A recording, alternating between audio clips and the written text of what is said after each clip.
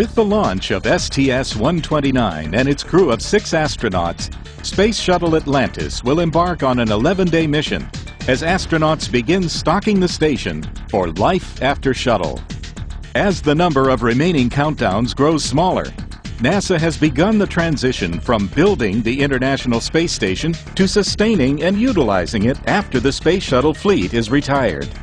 This 31st mission to the ISS marks the end of another era as the STS-129 crew picks up the last crew member scheduled to be brought home from the station on the shuttle.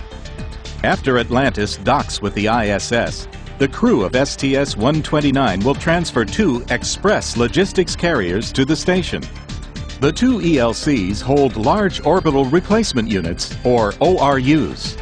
Some ORUs will be installed during the mission's 3 spacewalks, while others are critical spare parts left behind on station.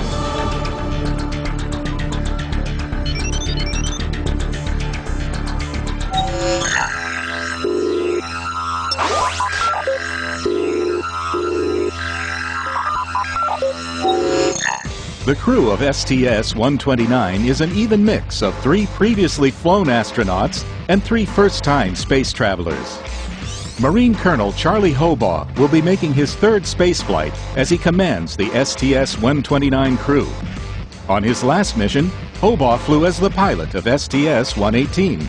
I've got a very strong crew, the 5 crew members on the core group, and then of course we pick up Nicole to come home.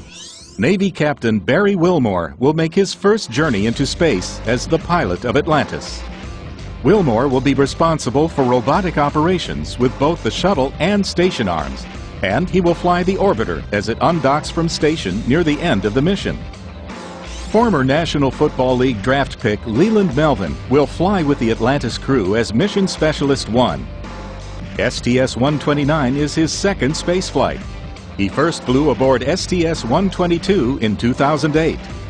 Melvin will serve as this mission's robotics lead. Mission Specialist 2 is Marine Lieutenant Colonel Randy Bresnik. On STS-129, his first spaceflight, Bresnik will work outside ISS during 2 different spacewalks. Retired Navy Captain Mike Foreman, Mission Specialist 3, will be riding uphill a 2nd time after first flying on STS-123. Foreman will exit the space station's hatch for 2 EVAs as the lead spacewalker.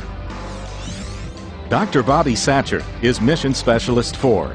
Satcher will also work outside for 2 spacewalks during this, his first spaceflight.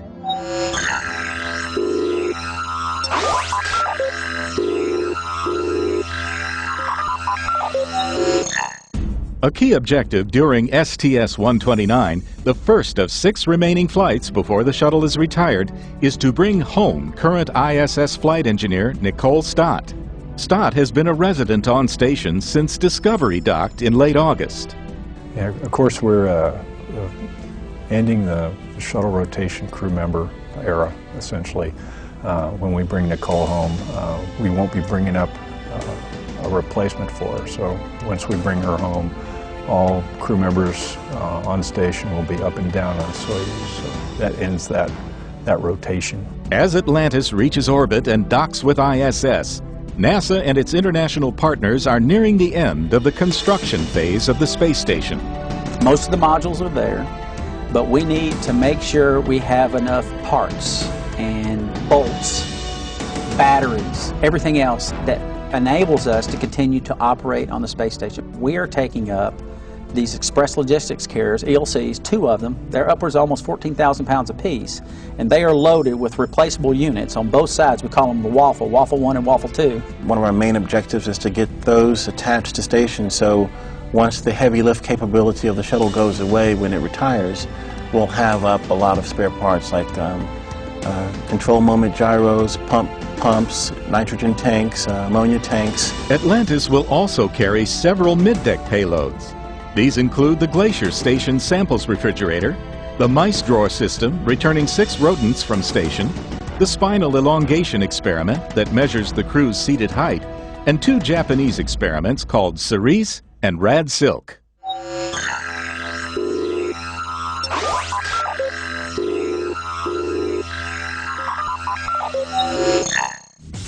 The schedule for STS-129 features 2 days of robotics work and 3 spacewalks. On Flight Day 3, the day after docking, the logistics carrier known as Waffle 1 takes center stage as the opening act for robotics operations. We're going to get our safety briefs on the station, and then we are going to go ahead and install that first Express Logistics Carrier, ELC-1, before the end of that day. And that's taking it out of the payload bay with the shuttle arm, grabbing it with the station arm, and installing it. And that's a full day. Each Express Logistics Carrier measures about 20 feet by 20 feet. ELC-1 will be attached to the station's P3 truss on the nadir side.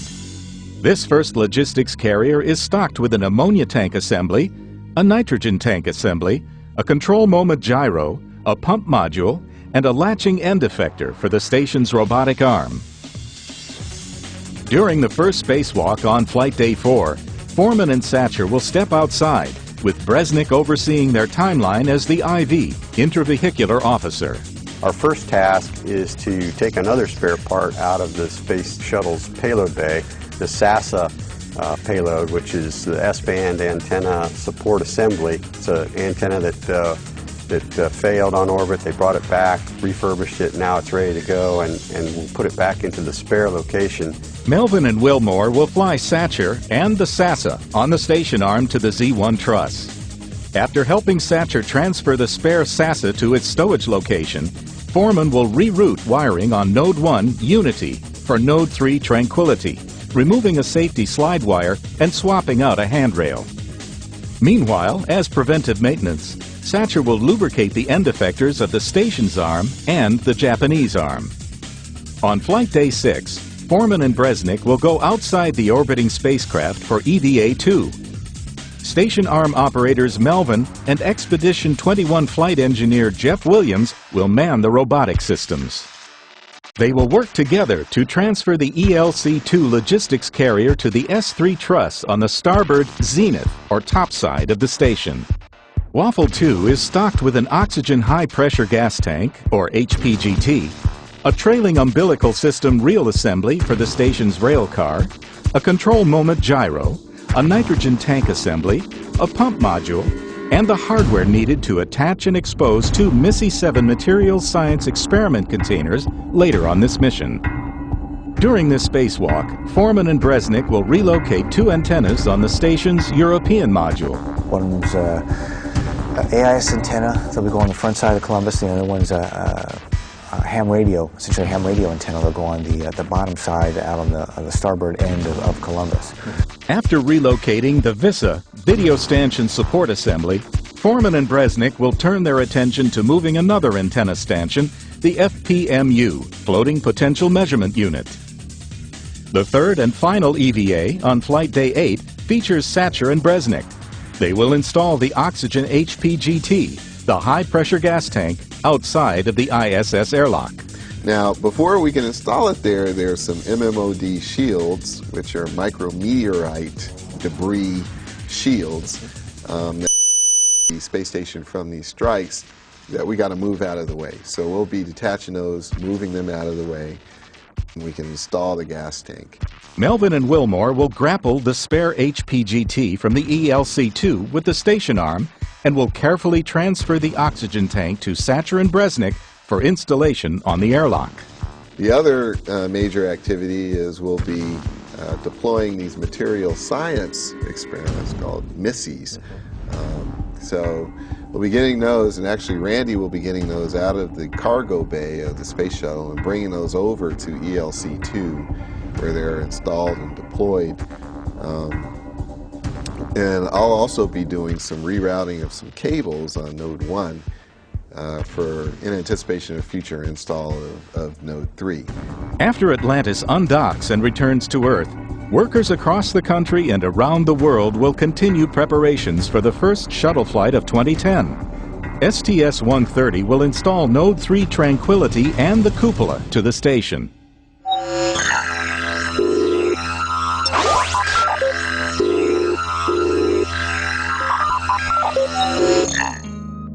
I think history will look very fondly upon the International Space Station as, the greatest engineering marvel of its time. You don't look back at the pyramids or the Eiffel Tower or the Empire State Building. Nobody talks about their cost. Yes, you know, that's certainly a factor and that's important, but when you look back, it's the audacity of the challenge that you accept to take on. As an end user, I get to sit up on the pointy end when this thing blasts off and goes up into orbit to the International Space Station. And to be honest with you, there's many of those people that work long, hard hours that have more time invested than I have. So these people are passionate about their jobs, and I am grateful that they are. The flight itself is just a snapshot in time, and there's certainly things I'll always cherish and remember, but quite honestly, it's the not only your crewmates and spouses, friends, families that are a direct part of your crew, but also the flight directors, the flight control team, the people at Kennedy that support the flight, the tens of thousands of people that go into making a mission happen. So I think I remember the people more than I do the flight is probably the most memorable thing.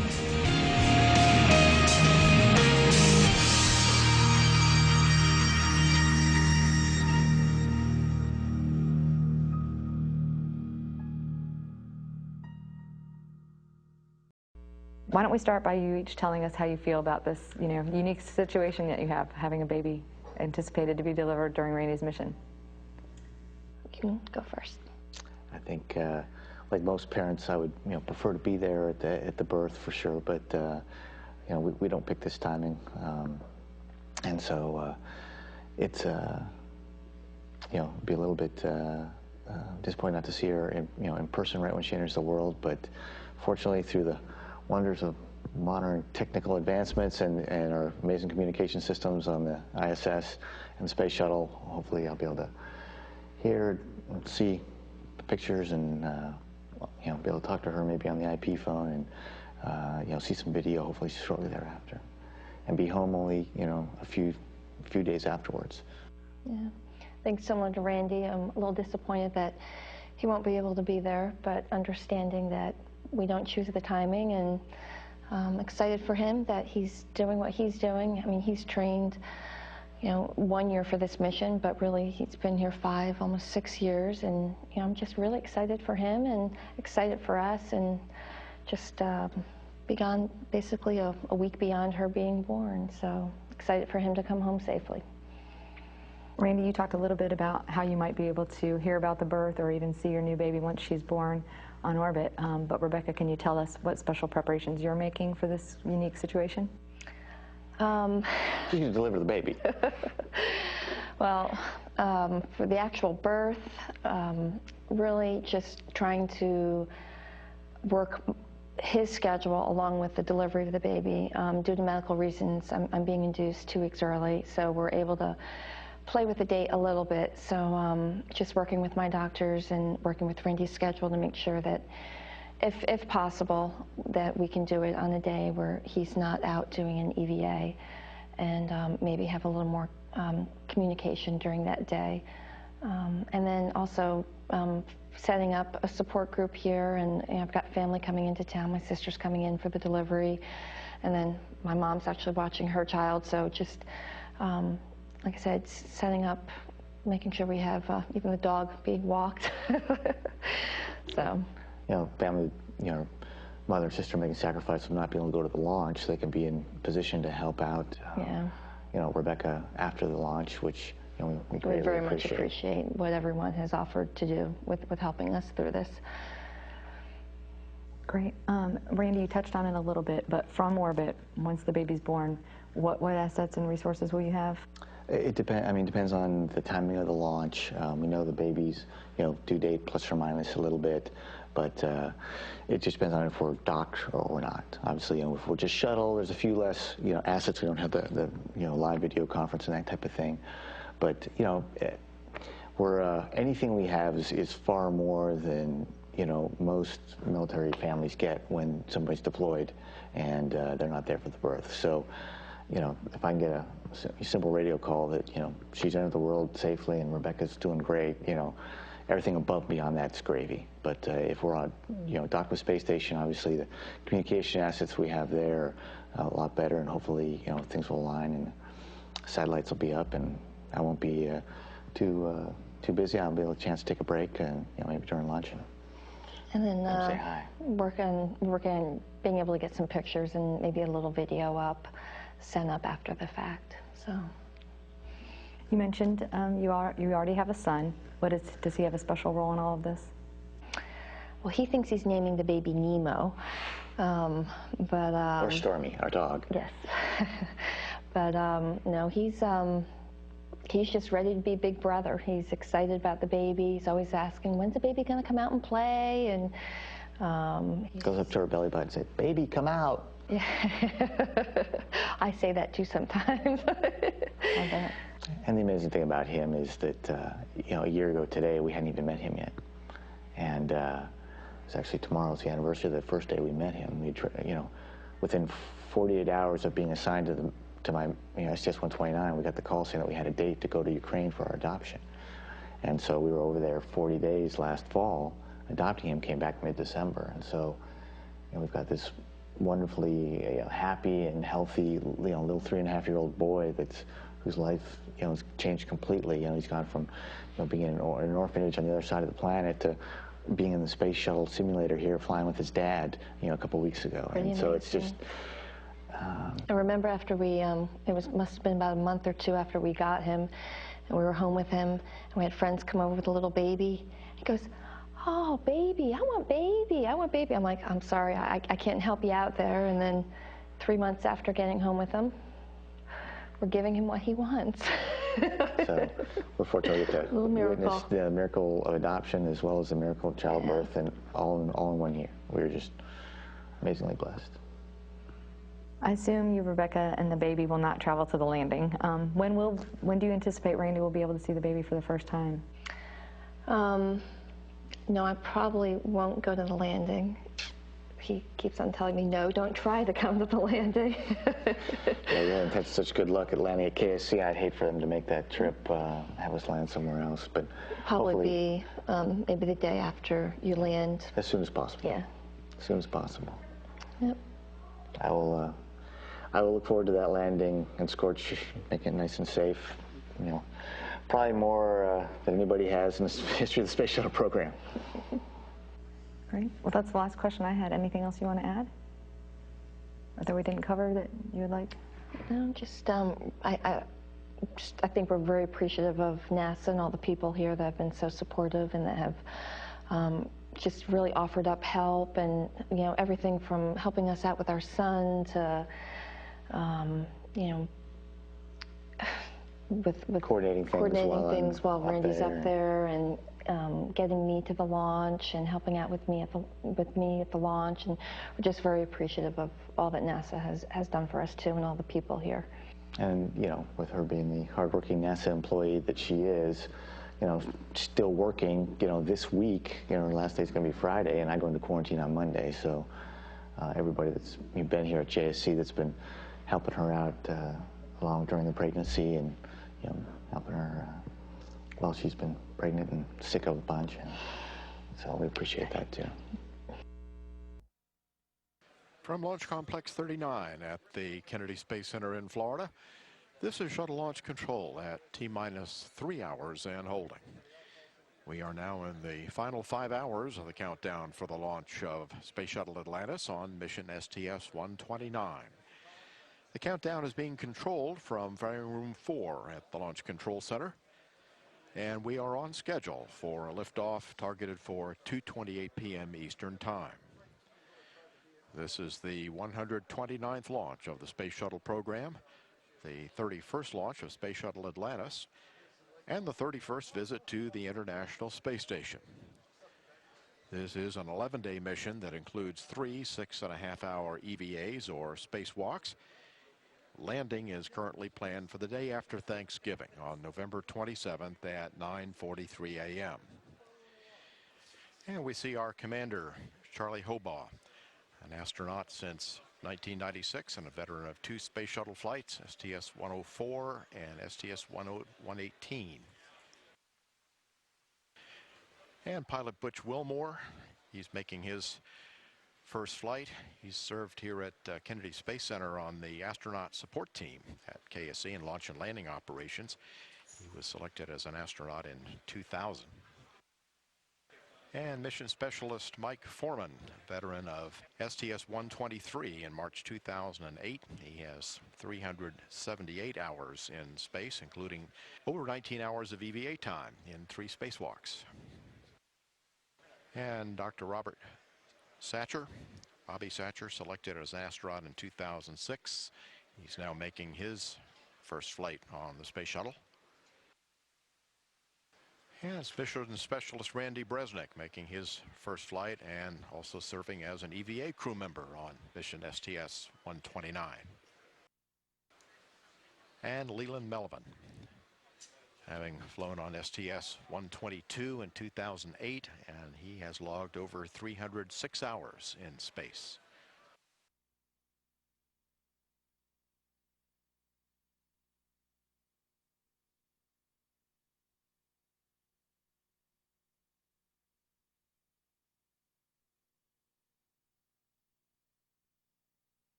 Here are our 6 astronauts.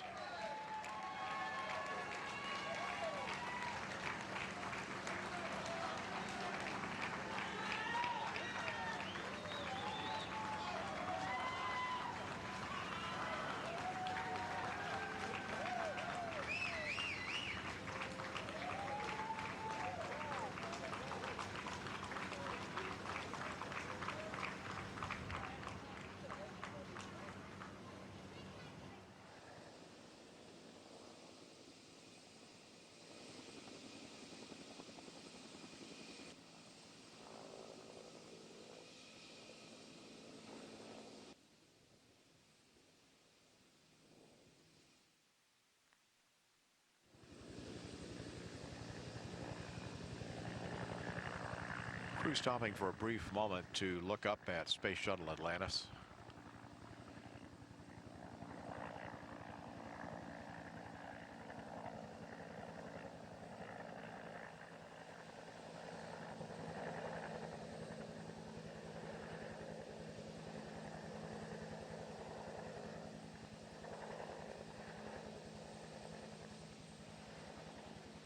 That picture is actually looking all the way from a camera on the roof of the vehicle assembly building.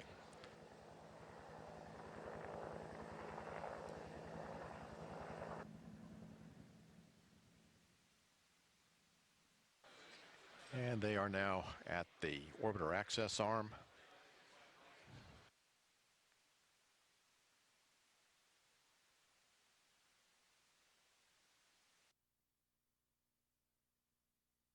And we can see Charlie Hobaugh coming in now. This is Charlie Hobaugh, also known as Scorch, a Marine Colonel, who's the commander of this mission. He's helped get suited up here by Travis Thompson, who's number 4 on the closeout crew.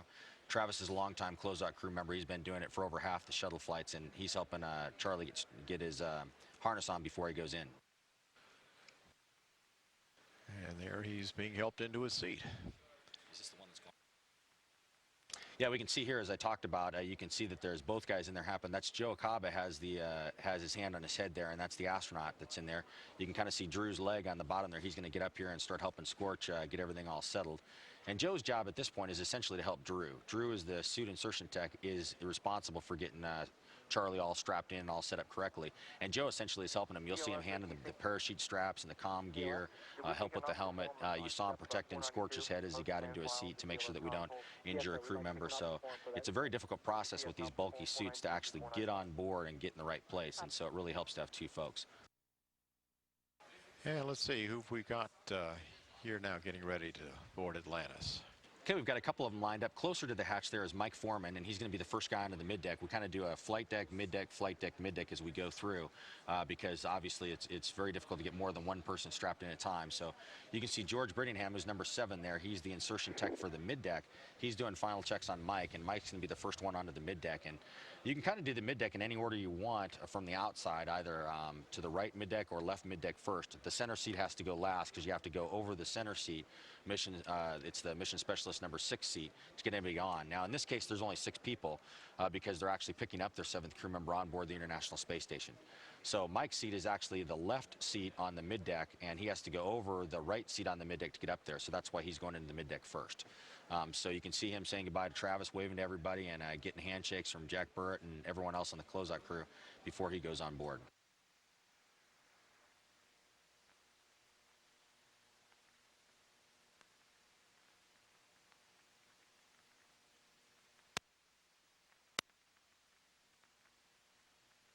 Okay, we're back on board the flight deck now, and you can actually see Butch Wilmore getting in his seat. You can see it's a pretty involved process getting your legs down in there with the big orange suit on, the launch and entry suit.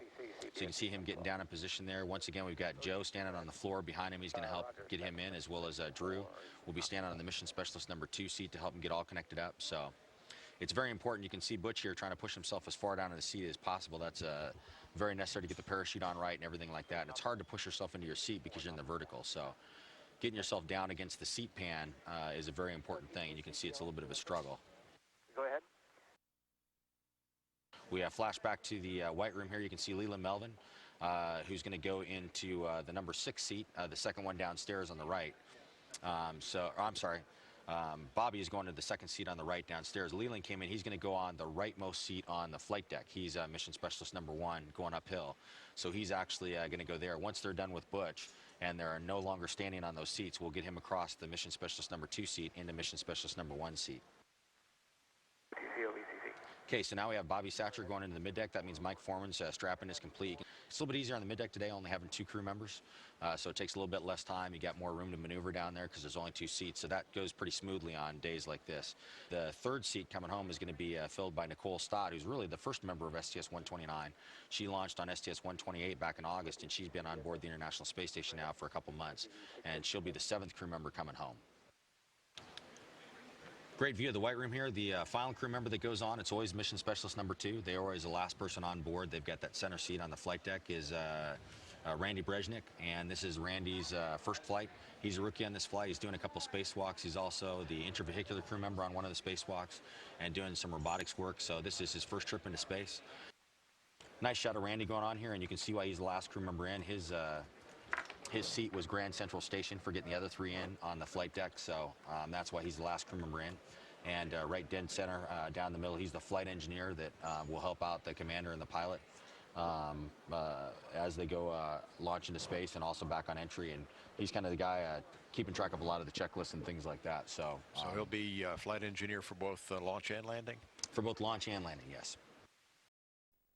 The countdown clock ticking down to another launch for NASA. We're live with what this mission is all about at the International Desk. Speaking of weather, NASA is watching the weather closely at Kennedy Space Center in Florida. The Space Shuttle Atlantis is fueled up and ready for liftoff. It's scheduled to launch in about 40 minutes. John Zarella is keeping an eye on the launch pad. He's live at the Kennedy Space Center with more on the mission. Hi, John. Hey, Holly, you're right. The weather is not too bad right now. There's been some low clouds over the Space Center all morning. Yesterday, there was absolutely perfectly blue skies, not a cloud in the sky. Today, a little bit of cloud cover, but there's some real big breaks in those clouds, and NASA is saying that they are go for launch, at least as far as the weather is concerned. No issues technically that they're working. So the Atlantis vehicle with 6 astronauts, not the usual 7, just 6 going up this time to the International Space Station, but it all looks good. Now, this is an 11-day mission, and it is a spare parts mission. And they are going to be hauling up tons of spare parts to the International Space Station on a couple of big pallets. And once they're up there, they're going to install those pallets on the outside of the space station. Now, the reason that they're doing this is because the Space Shuttle program is going to be ending at the end of next year. There's this flight this year, then 5 more next year. And during these remaining 6 flights, they're pretty much all spare parts. The reason being that there aren't any vehicles large enough out there to carry some of the bigger pieces up to the space station in the future, so they need the shuttle to do that. So they're going to be storing all of these items on the outside of the space station when when the shuttle program is over. They'll have them there if they need them. They'll be ready. They can go out and do the spacewalks, use the robotic arms, and then bring them in for assembly. So they're not going to be hauling this stuff in like movers into the space station, but they'll be storing it outside, attached to the exterior of the space station. So, Hollow, when they do come back, though, they will have 7 coming back because they're going to be bringing Nicole Stott back with them. She's been up there on the station for about 2.5 months. So they actually will have to spend Thanksgiving in space. Right now, the plan is come back the day after, on Friday after Thanksgiving. Hala? All right, Thanksgiving on the job. We've all been there. John, how many minutes left? 35? Yeah, about 35 minutes left till liftoff, and NASA counting down in the built-in hold right now. Got it. But again, the vehicle's been clean. No issues, fortunately. Keeping their fingers crossed. All right, we'll be taking that live on CNN International as well, letting our viewers know. Thanks, John Zarella. We're not. Attention on the net. This is the NTD conducting the launch status check. All stations verify ready to resume count and go for launch. OTC. OTC is go. TBC. TBC is go. PTC. PTC is go. LPS. LPS is go. Houston flight. Houston flight is go. MILA. MILA is go. STM. STM is go. Safety console. Safety console is go. SPE. SPE is go. LRD. LRD is go. SRO. SRO is go. You have range clear to launch. And CDR. The crew of Atlantis is go. Copy, thank you. And Launch Director, NTD. Launch Director. Our launch team is ready to proceed. Okay, copy that, Steve. Thank you. I'll do my poll at this time. KC Chief Processing Engineer, verify no constraints to launch. No constraints. Thank you, Steve. Payload Launch Manager. Mike, the ISS ground processing team is ready to go. Okay, thanks, Bill. Appreciate that. KC Safety Mission Assurance. KC Safety Mission Assurance will go, Mike. Thank you, Mark. Range weather. Weather is green on all constraints. Winds are from 335 degrees, 18 to 25. Okay, thank you, Kathy. And Ops Manager. See, Mike, MMT doesn't have any issues that we're tracking. Looks like a good day. You are go to launch Atlantis. Okay, copy that. CDR Launch Director. Go ahead. Okay, Charlie, all the vehicle systems are outstanding today. The weather is near perfect for a good liftoff and flight today, and our RSS is retracted. So on behalf of the KC processing and launch teams, I wish you good luck, Godspeed, and we'll see you back here just after Thanksgiving. Thanks, Mike. We really appreciate all the effort that's gone into making this launch attempt possible. We know there's been a lot of people working some really long hours on weekends and long days with all the vehicles that are out there. We're excited to take this incredible vehicle for a ride and meet up with another incredible vehicle, the International Space Station. So with that, thank you very much for all you've done, and everybody across the country that's participated. We're ready to go.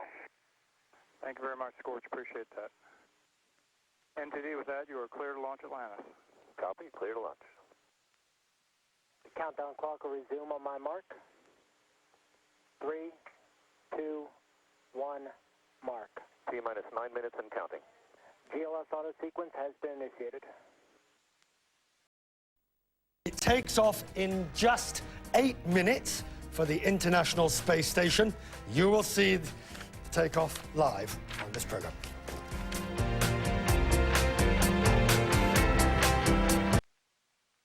GLS is go for orbiter access arm retract. Atlantis OTC, the station is waiting for its spare parts, and Nicole is waiting for a trip home, so we won't keep you here any longer. Have a great ride to orbit and a fantastic mission. Awesome. Thanks. That was Orbiter Test Conductor Jeff Laufer from the United Space Alliance. GLS is go for orbiter APU start. ELT OTC perform APU start. CDR OTC reconfigure heaters.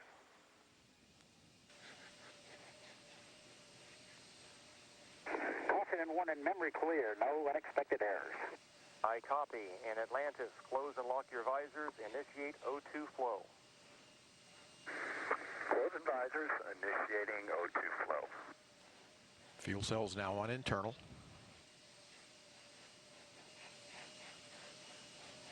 Terminating liquid hydrogen replenishment. LH2 pressurization.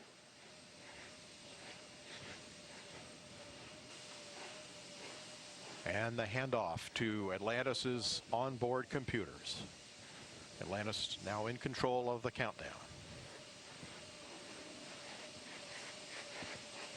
Atlantis making the last flight of 2009. There are just 6 more shuttle flights left before the orbiter is retired, probably in about a year's time. You see the main engines light. They'll make sure that all the pressures are right.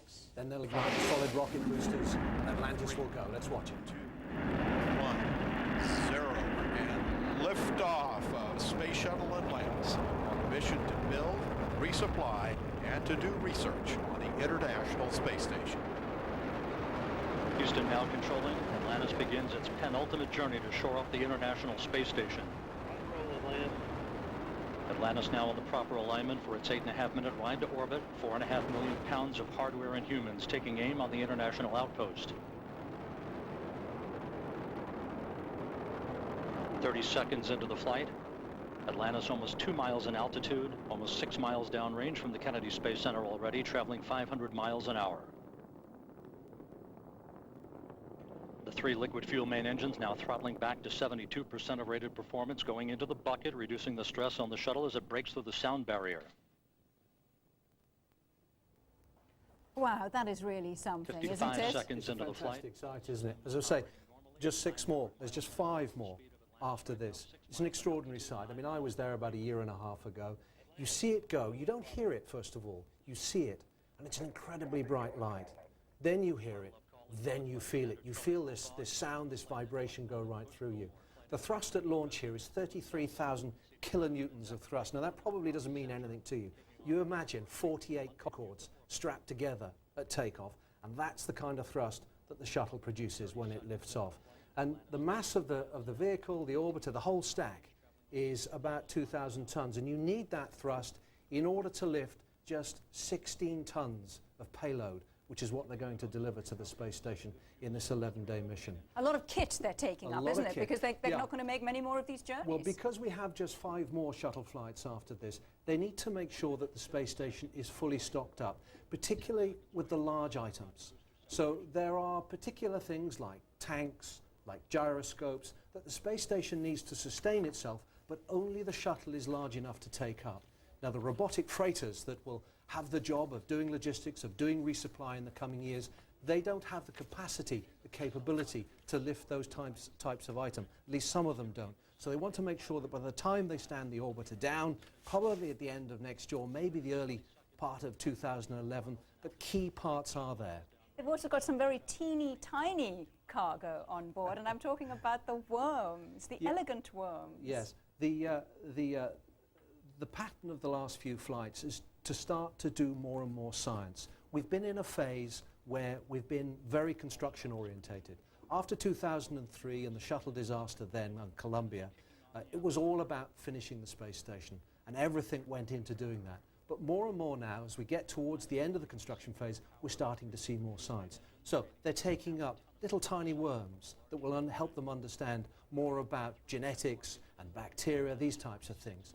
We've also got some strange cargo on here. Amelia Earhart, her scarf is going up. Yes, I know, it sounds extraordinary. It's a kind of historical memento, yes, is it? Indeed, absolutely. But the astronauts, when they go up, are allowed to take 1 or 2 items, mementos, if you like, and some of them take some rather quite strange items. One of the astronauts on the previous flight, the European, he took up a Frisbee with him. I'm not quite sure why he intended to do that, but he was mad keen on Frisbees. So you get that kind of thing. But Frisbee in a gravity, zero gravity environment. I know, it must have been very strange indeed. 6 astronauts on this particular flight, 11-day mission. They'll come back with 7 though. Nicole Stott, who's been on the space station since August, she's coming back, and that'll mark the end of crew rotation with the shuttle. As you know, Soyuz does most of the job of taking astronauts up and cosmonauts up and bringing them back down. But occasionally the shuttle does it as well. But this is the last time that will happen. Jonathan Amos, thank you so much for joining us and sharing your enthusiasm for the project with us.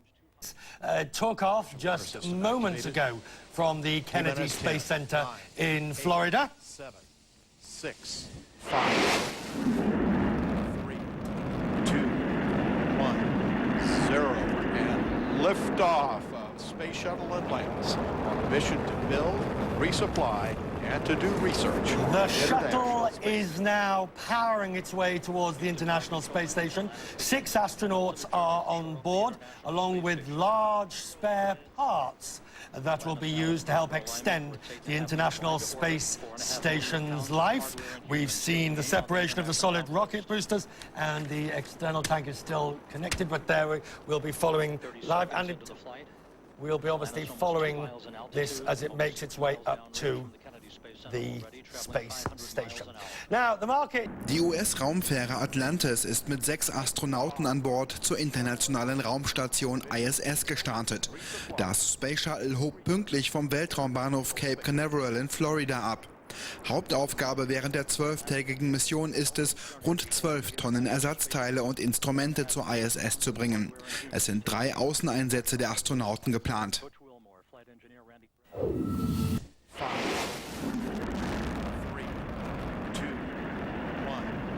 0 and liftoff of Space Shuttle Atlantis on a mission to build, resupply, and to do research on the International Space Station. Houston now controlling. There she goes. The space agency says this mission is vital. There are only a handful of launches left before the shuttle fleet is retired next year.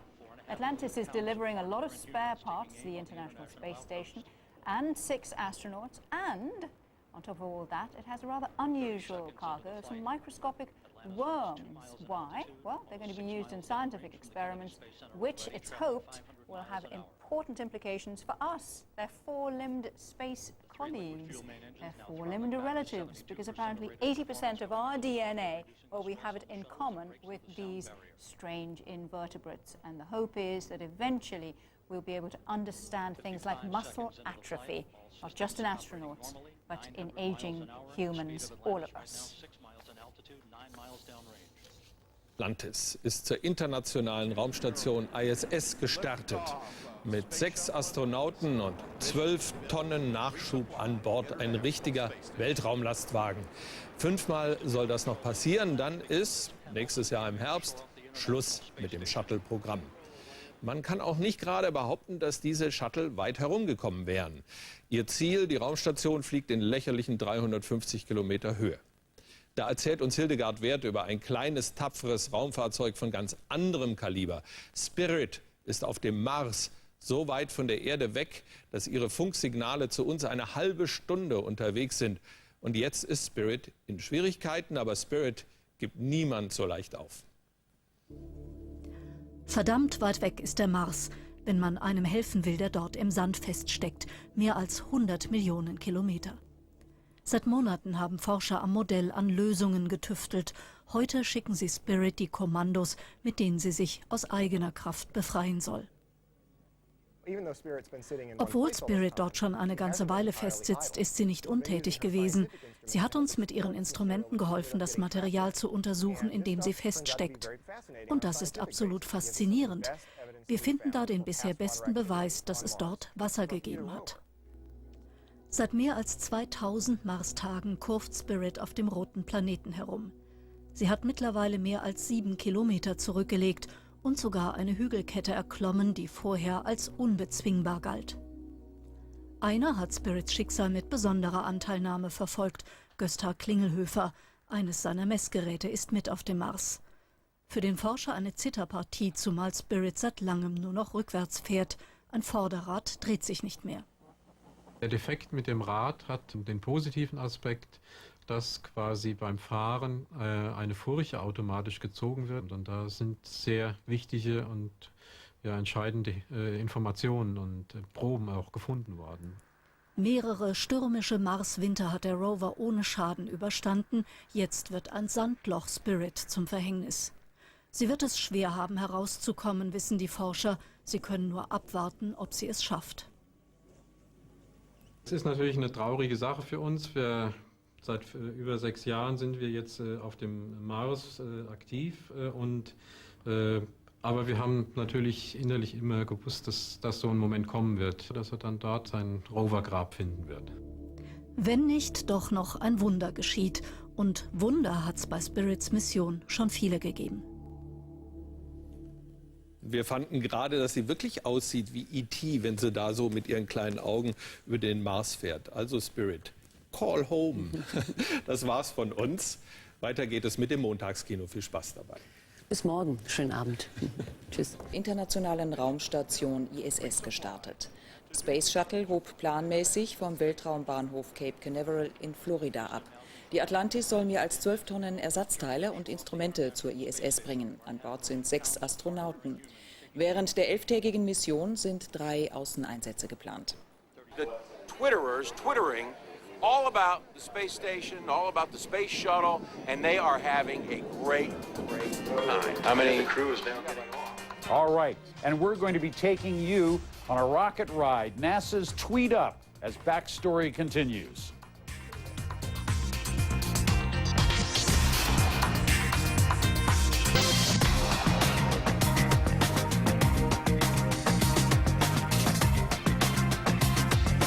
Hey, there you're looking at the video wall.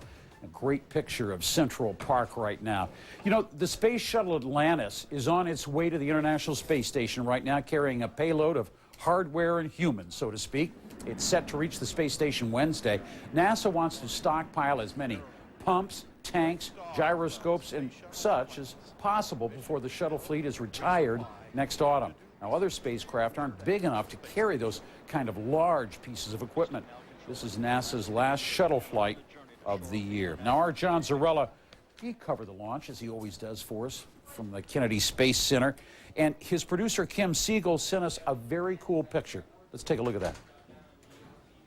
There, look at the space shuttle going up. Classic picture, that one. It was taken by CNN engineer Charlie Neswinter. There were some people on the scene reporting the story as well on the Twitter social networking site. So John went and checked out for us inside, well, what we can only call a twint for tweets. He gave him more than 140 characters, though, for the story. Well, you know, we're here at the Kennedy Space Center, and of course, every time we come to the Kennedy Space Center, we're able to find something different for you. Well, we've done it again. This here is the twint, they call it. Now, what's a twint? Well, about a month ago, NASA put out an invitation on Twitter. So the first 100 people could go to a website, and they would be able to sign up for an opportunity to come to the Kennedy Space Center for the launch of the Shuttle Atlantis. Well, we've been told in about 2 minutes, the website was closed after that. So many responses. Well, inside this tent, again, inside the twint, you've got the Twitterers twittering all about the space station, all about the space shuttle, and they are having a great time. How many crew is now getting off? 100 link-ups in here? Yeah, approximately 100 people are here. Everyone should have, most people have either their iPhone, BlackBerry, or laptop. They're able to connect that way. Wow. And they'll communicate what they're doing, what's happening here real time with their followers. Some people have tens of thousands of followers. Some people have, 15 followers, but those people they're able to communicate and share their experience with. So even though it's 100 people here, you're able to reach a much larger audience. So some of these people have more followers than I do. Likely. It's likely, isn't it? So we have John Zarella with CNN is here. He's going to want to interview a few people. I think he's going to start off with some of the people who traveled overseas.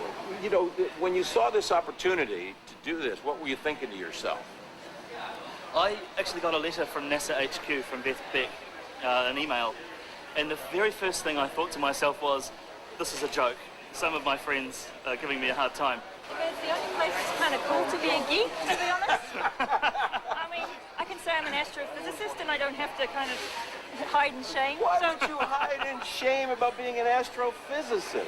Hey, Vegas. So now what are you doing? Are you like tweeting and streaming as I'm talking? I definitely am. No way. Yes way. See? Yep. Well, you gotta give me a little education. Stay here with us. Sure. These are all your tweeple. Tweeple. I understand this building we're standing in is the Twemp. I haven't heard that. Twent. The Twent. Oh, excuse me. Oh, it's not a Twemp, it's a Twent. Twittering has really become, obviously, it's led to something for you folks that you probably could never have imagined it would. Absolutely. I mean, it almost was like a joke, because you hear people saying Twitter's silly, what can you say in 140 characters? But if you have a common interest, if you have a common goal, it's an amazing place. Okay, well, that was lots of fun and a real education for me. Now, if you want to follow our stories, you can follow us at CNN Kim Siegel, and we expect to see you there. And to do research on the International Space Station. What a spectacular sight. The US Space Shuttle Atlantis is in orbit right now, closing in on the International Space Station. A link-up is planned for Wednesday. The 6-member Atlantis crew is carrying a cargo bay full of spare parts to the station. NASA has 5 more shuttle flights planned before the fleet is retired next year and wants to ferry as much bulky equipment to the space station as possible. Well, this is NASA's last shuttle flight of the year, and among only 6 shuttle flights remaining, NASA plans to end the 30-year-old space shuttle program next year. Endeavour is scheduled to launch in February of next year and again in July. Atlantis has 1 more mission scheduled for May. Well, Discovery has a March launch date planned. And Discovery will also be used for the 134th and final shuttle flight, set for liftoff on September 16th, 2010. Firing chain is armed. Sound suppression water system activated. T-minus 10, 9, 8, 7, 6, 5, 3, 2, 1, 0, and liftoff of Space Shuttle Atlantis on a mission to build, resupply, and to do research on the International Space Station. Houston now controlling. Atlantis begins its penultimate journey to shore up the International Space Station. Atlantis now in the proper alignment for its 8.5-minute ride to orbit. 4.5 million pounds of hardware and humans taking aim on the international outpost. 30 seconds into the flight. Atlantis almost 2 miles in altitude, almost 6 miles downrange from the Kennedy Space Center already, traveling 500 miles an hour. The 3 liquid fuel main engines now throttling back to 72% of rated performance, going into the bucket, reducing the stress on the shuttle as it breaks through the sound barrier. 55 seconds into the flight, all systems operating normally, 900 miles an hour. The speed of Atlantis right now, 6 miles in altitude, 9 miles downrange. Atlantis, go with throttle up. Copy, go with throttle up. The throttle up call acknowledged by Commander Charlie Hobaugh, joined on the flight deck by pilot Butch Wilmore, flight engineer Randy Bresnick, and Leland Melvin. Seated down on the middeck are Mike Foreman and Bobby Satcher, kicking off their work week with a Monday commute to orbit. 1 minute, 30 seconds into the flight. Atlantis 13 miles in altitude, 15 miles downrange, traveling almost 2,000 miles an hour.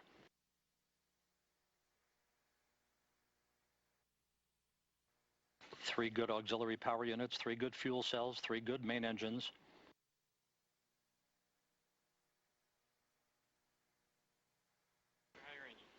One minute, 50 seconds into the flight. 10 seconds away from solid rocket booster separation.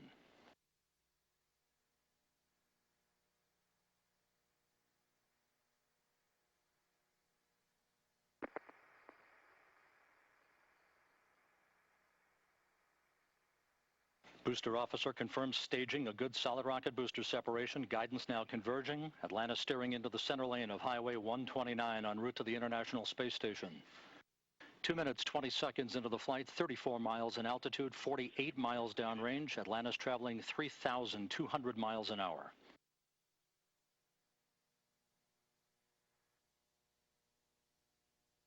Standing by for main engine cutoff.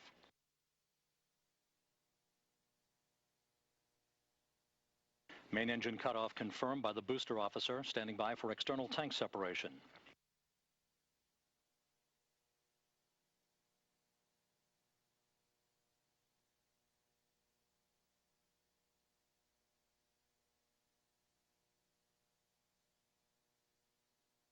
And the bird's eye view from the external tank camera of external tank separation. Atlantis now in its preliminary orbit.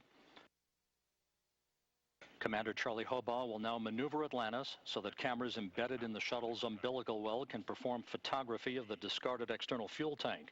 And Mike Foreman and Leland Melvin are about to use digital still and video cameras to capture handheld imagery of the tank for downlink a few hours from now. A flawless climb to orbit for the shuttle Atlantis and its 6 crew members en route now to the International Space Station. Ohms 1 is not required.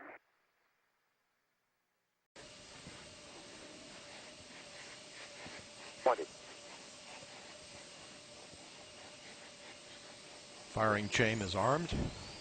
Sound suppression water system activated. T-minus 10, 9, 8, 7, 6, 5, 3, 2, 1, 0. And liftoff of Space Shuttle Atlantis on a mission to build, resupply, and to do research on the International Space Station. Houston now controlling. Atlantis begins its penultimate journey to shore up the International Space Station. Atlantis now on the proper alignment for its 8.5-minute ride to orbit. 4.5 million pounds of hardware and humans taking aim on the International Outpost. 30 seconds into the flight. Atlantis almost 2 miles in altitude, almost 6 miles downrange from the Kennedy Space Center already, traveling 500 miles an hour.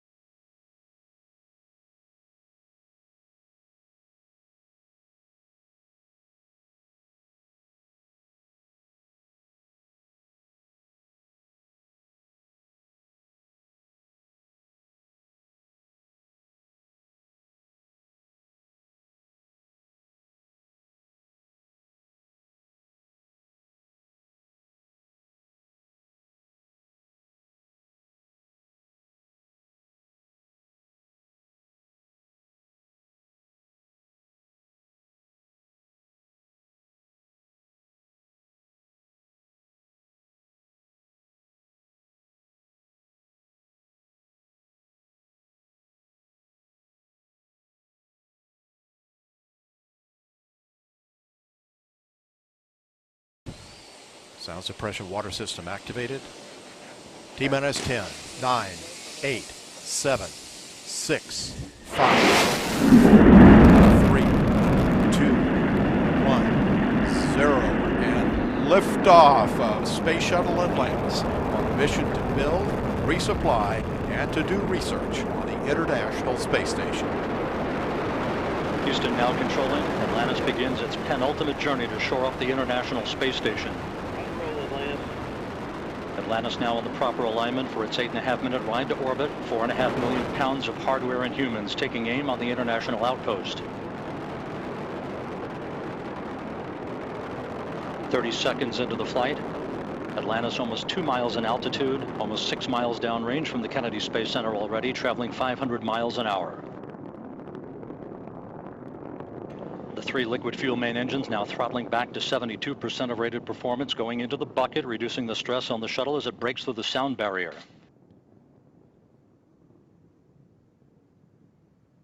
55 seconds into the flight, all systems operating normally, 900 miles an hour. The speed of Atlantis right now, 6 miles in altitude, 9 miles downrange. Atlantis, go with throttle up. Copy, go with throttle up. The throttle up call acknowledged by Commander Charlie Hobaugh, joined on the flight deck by pilot Butch Wilmore, flight engineer Randy Bresnik, and Leland Melvin. Seated down on the middeck are Mike Foreman and Bobby Satcher, kicking off their work week with a Monday commute to orbit. 1 minute, 30 seconds into the flight. Atlantis 13 miles in altitude, 15 miles downrange, traveling almost 2,000 miles an hour.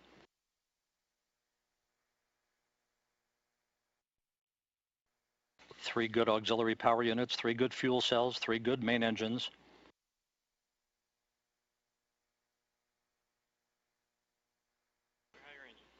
One minute, 50 seconds into the flight.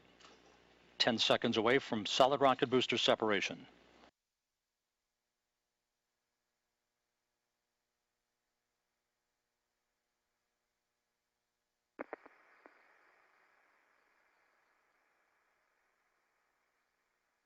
Booster officer confirms staging a good solid rocket booster separation. Guidance now converging. Atlantis steering into the center lane of Highway 129 en route to the International Space Station. 2 minutes, 20 seconds into the flight, 34 miles in altitude, 48 miles downrange. Atlantis traveling 3,200 miles an hour.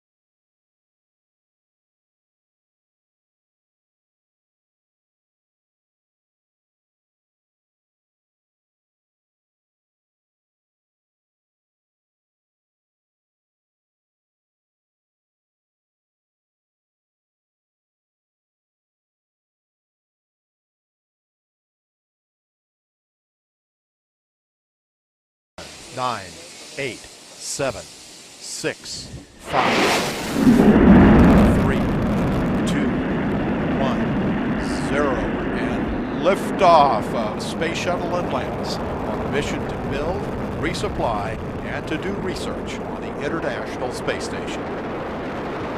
Houston now controlling. Atlantis begins its penultimate journey to shore up the International Space Station.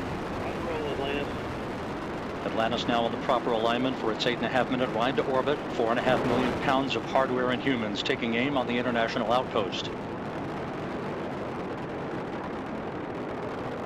30 seconds into the flight. Atlantis almost 2 miles in altitude, almost 6 miles downrange from the Kennedy Space Center already, traveling 500 miles an hour.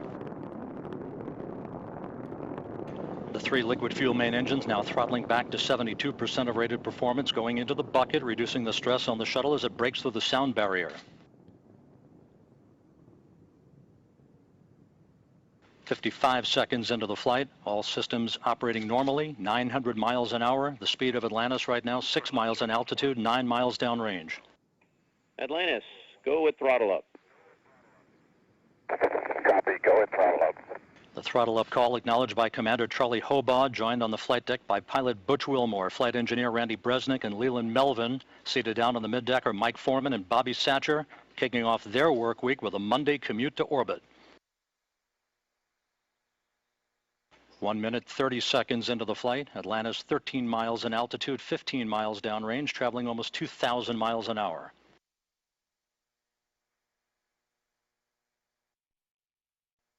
Three good auxiliary power units, 3 good fuel cells, 3 good main engines.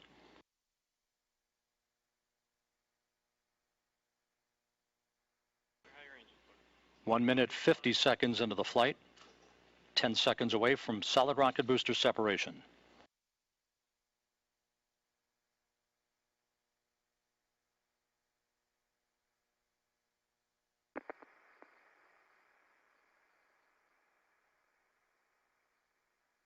Booster officer confirms staging a good solid rocket booster separation. Guidance now converging. Atlantis steering into the center lane of Highway 129 en route to the International Space Station. 2 minutes, 20 seconds into the flight, 34 miles in altitude, 48 miles downrange. Atlantis traveling 3,200 miles an hour.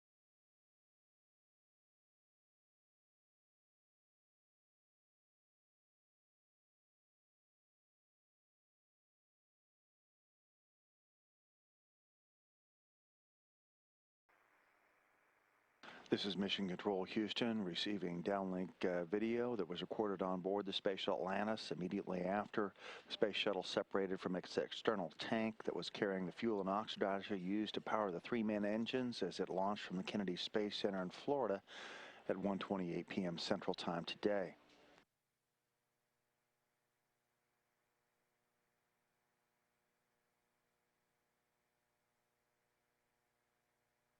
At the time of Atlantis' launch from the Kennedy Space Center, the International Space Station was traveling 220 miles above the South Pacific Ocean east of New Zealand.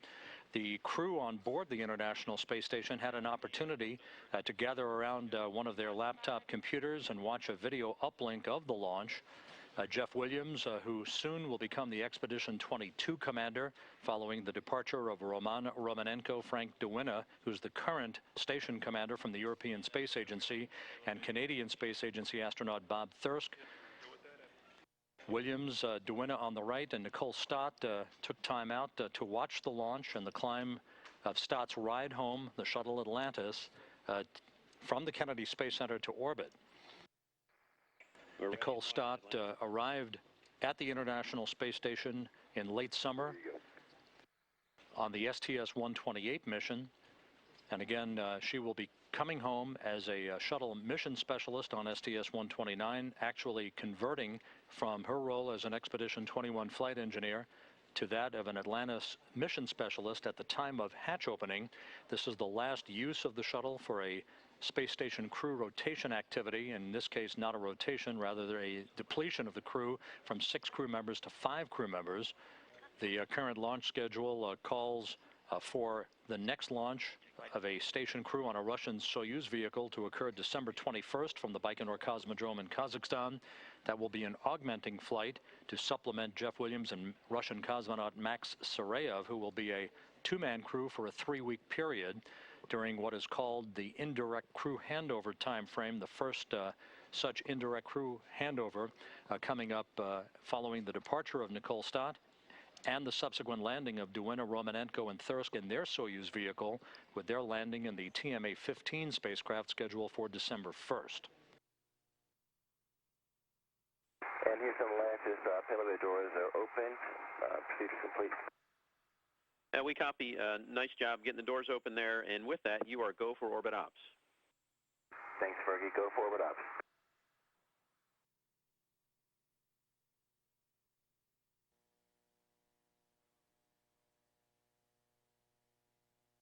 Houston Atlantis, we are working on block 15. We copy block 15. Mike, great to hear your voice. And great to hear your voice too, Megan, and hello to the Orbit 2 team. Thanks. Megan, I'm not so sure you ever said it was great to hear my voice. I'm kind of half offended. Charles, you are correct.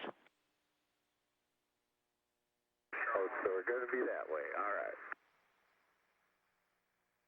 This is Mission Control Houston. We're continuing to look at downlink television pictures live from the aft flight deck of the Space Shuttle Atlantis as it orbits over the southern Indian Ocean at an altitude of approximately 137 statute miles right now, following a successful NC-1 maneuvering burn to begin refining the shuttle's approach to the International Space Station for a Wednesday docking.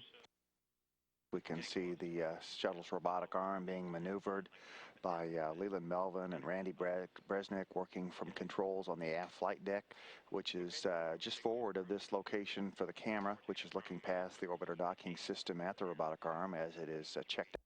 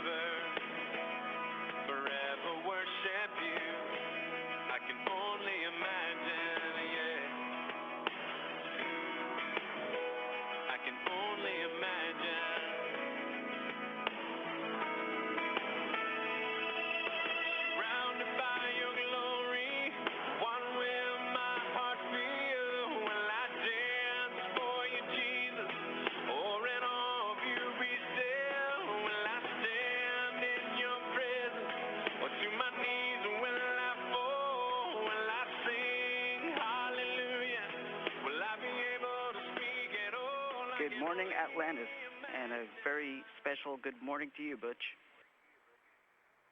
Hey, good morning, Houston. What a very pleasant thought to wake up to. Thank you for playing that, and thanks to my wife, Deanna, for selecting it. This is Mission Control Houston. There's quite a number of activities on the schedule today for the crew. The two major focuses of today's activities will be taking a look at Atlantis' heat shield, making sure that the shuttle is in good shape after yesterday's launch from the Kennedy Space Center.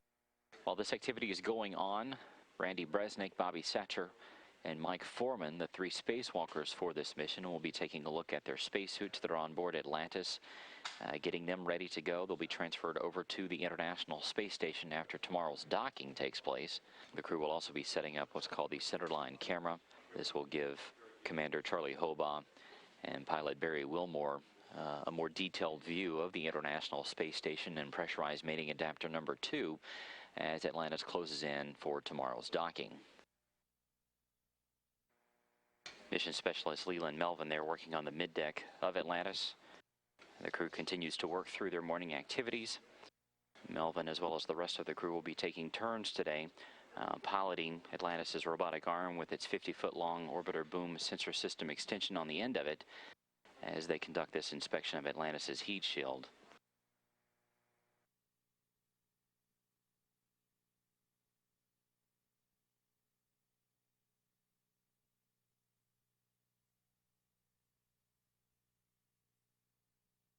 There is pilot Barry Wilmore.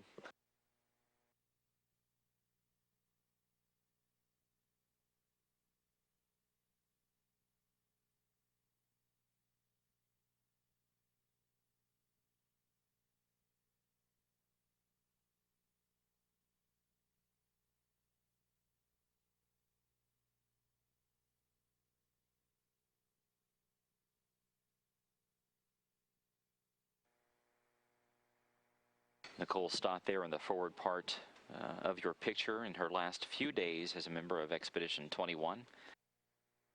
Once the shuttle docks tomorrow and the hatches are opened, she will officially become a member of STS-129 and a mission specialist. Her time on board the station coming to a close.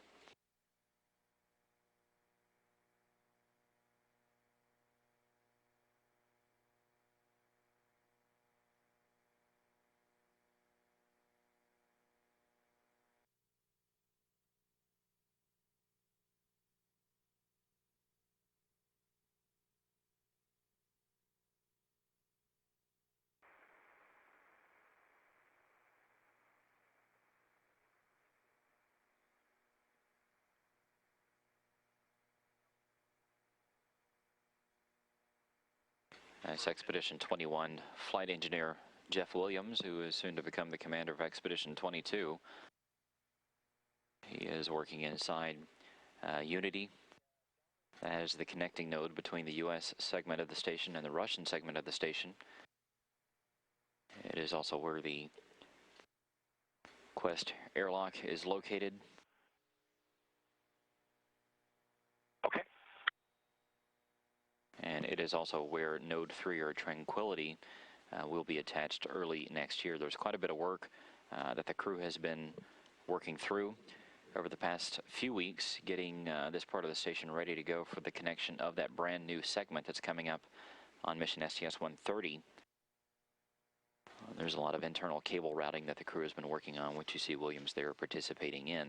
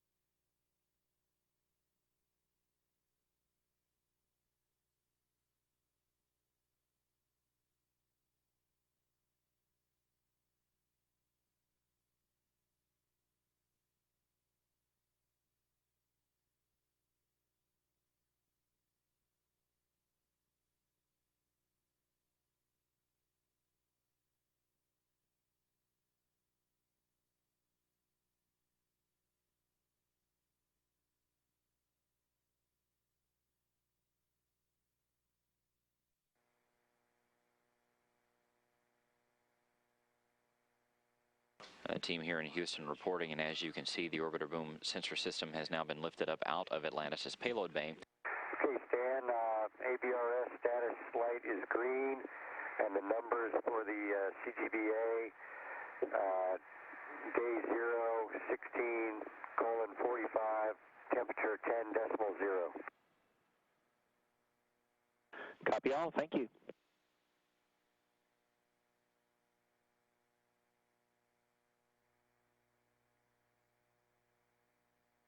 Houston Atlantis, restarting OBSS unberth. Copy and concur. The crew of Atlantis now beginning the process of using the shuttle's robotic arm to reach over and grab onto the orbiter boom sensor system. The shuttle now passing 131 miles above Egypt, crossing over Israel and then Syria, and then heading up over Azerbaijan and Kazakhstan.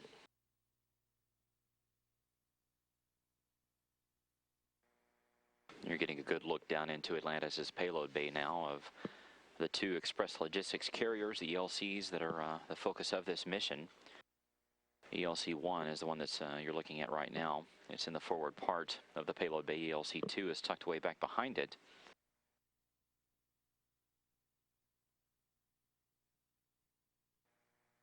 Mission specialist Leland Melvin continuing to edge Atlantis' robotic arm closer to the orbiter boom sensor system. Once he has captured this 50-foot long extension, he will begin the process of lifting it up out of the right side of Atlantis' cargo bay.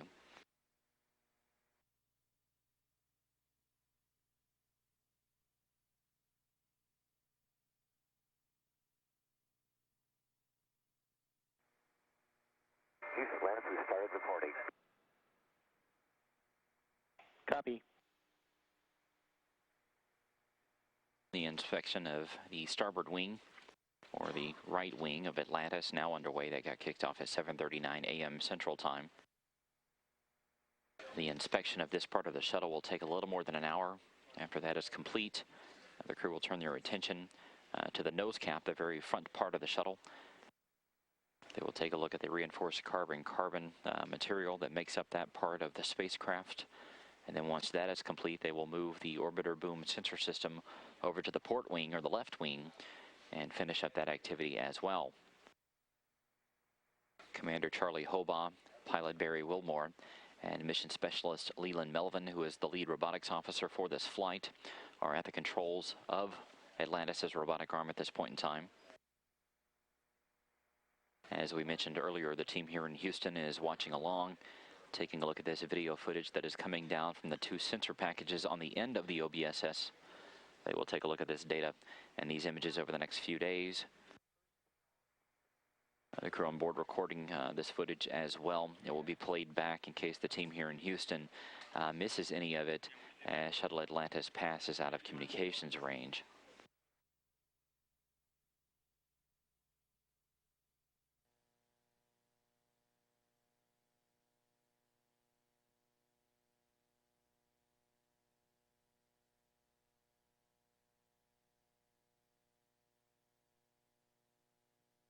Getting a good look now at the forward portion of Atlantis' payload bay. That is the docking port that will be attached to the International Space Station tomorrow. Later on today, after all this inspection activity has been wrapped up, the crew will be setting up the centerline berthing camera, which will go in the middle of that docking ring. It will allow the commander, Charlie Hobaugh, and the pilot, Barry Wilmore, to have a better view of pressurized mating adapter number 2. That is their destination tomorrow on the International Space Station. They will also be extending up what's called the orbiter docking system ring. That is the part of the shuttle that actually connects with the station.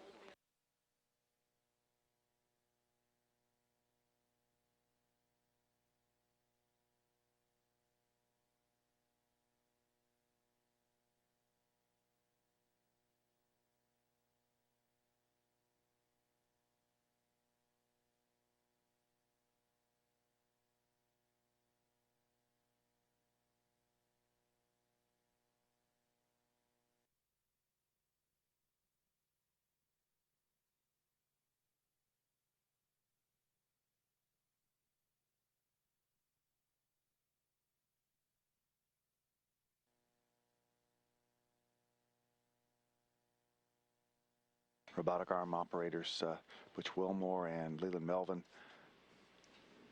stowing away the orbit boom sensor system and its three-dimensional laser imaging devices after successful completion of today's inspection activities.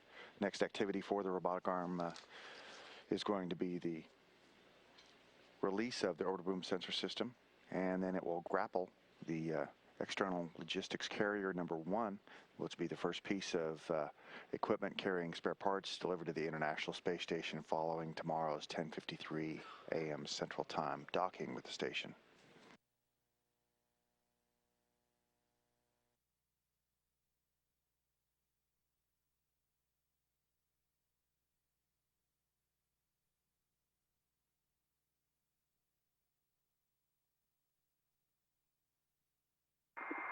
There's Leland, Randy, and of course Commander Charlie Hobaugh. Here's just the beginning of our OMS 2 burn.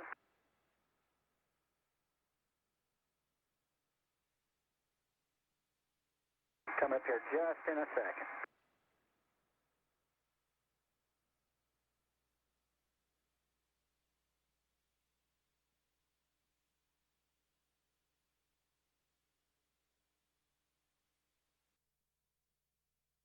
Randy making out like a good second baseman there.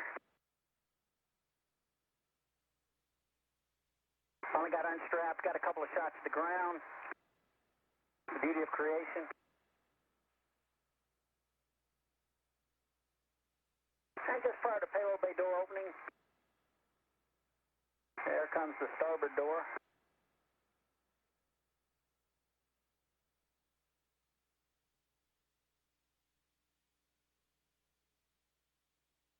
And now for the port door.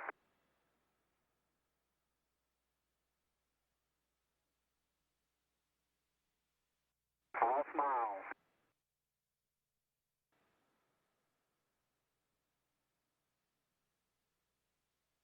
There's Bobby. Get him a drink of water.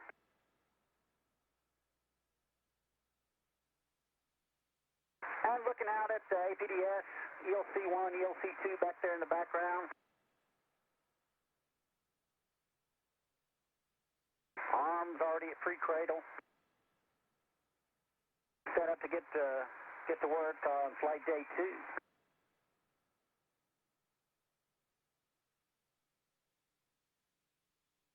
You can see just the beginning of sunrise, that little flash there. Another hello to the camera.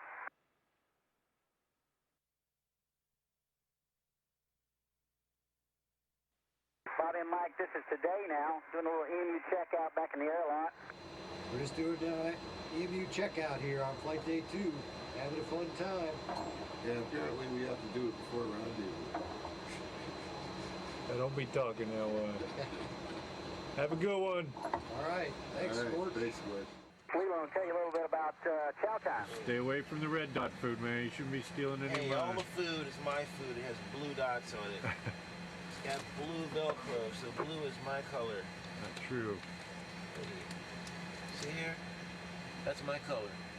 Blue. No. All right, here we come again. Little flight deck heroics as we are working the inspection. Terminator.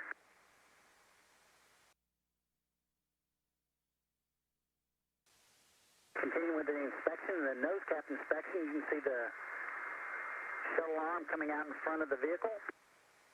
That's out the forward window.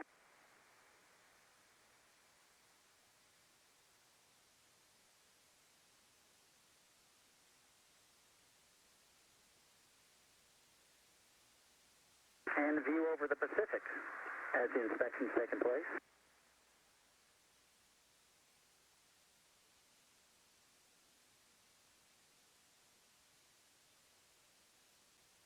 Mike on the bike, burning off some calories.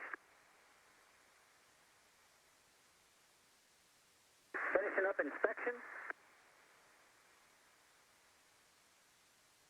And next, I think, a few words from Charlie. Really busy first day, and then we got caught up pretty good today.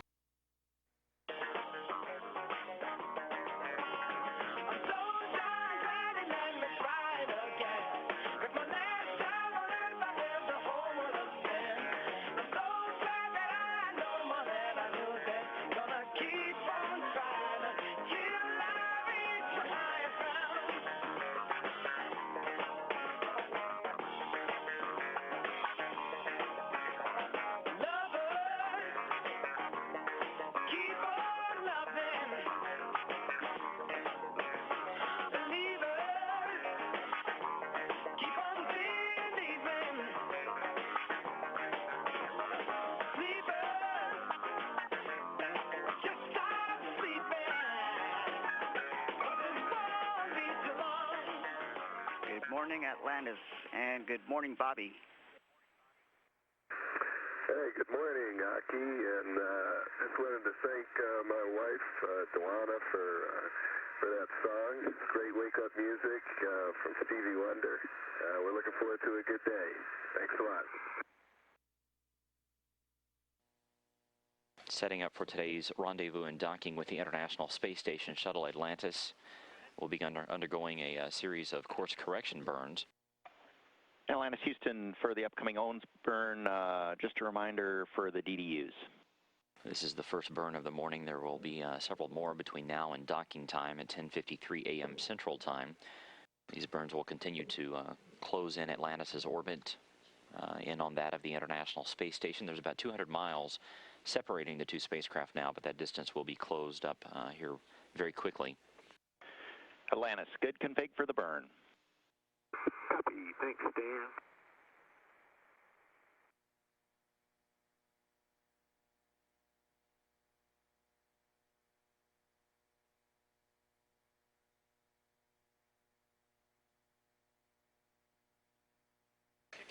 Ignition confirmed. The propulsions officer here in Mission Control saying that we have good control. The engines are performing as expected.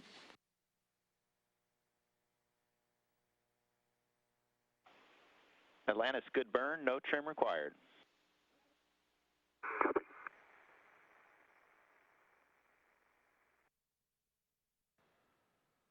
Houston, we'll give you a tally-ho on station now. Houston copies. It's a little bigger than I remember. We've been working hard on it.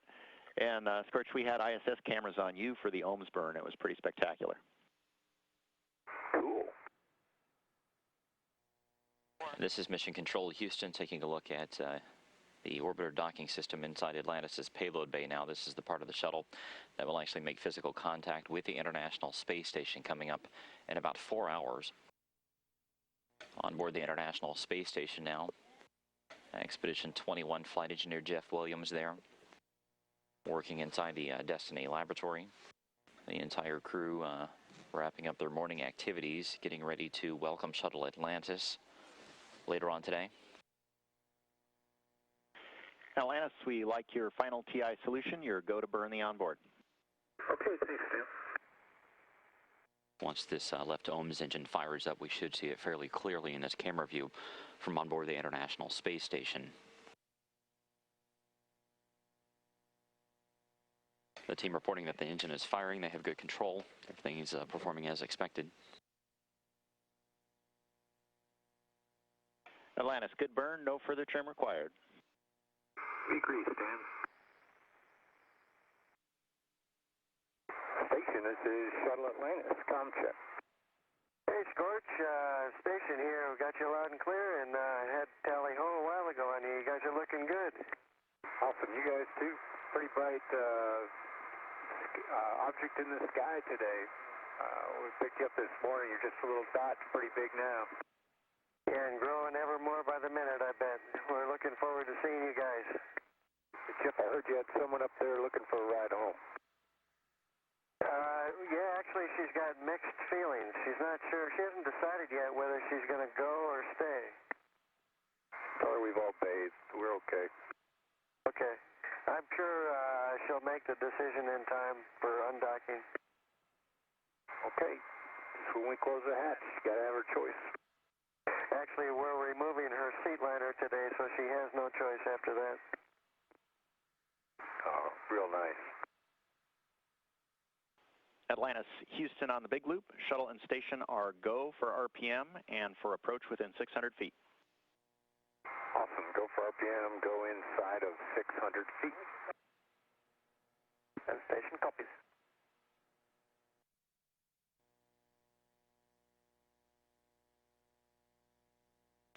And there you see Space Shuttle Atlantis as it and the International Space Station pass over the South Pacific Ocean. They are about to cross the western edge of Peru here in just a few seconds.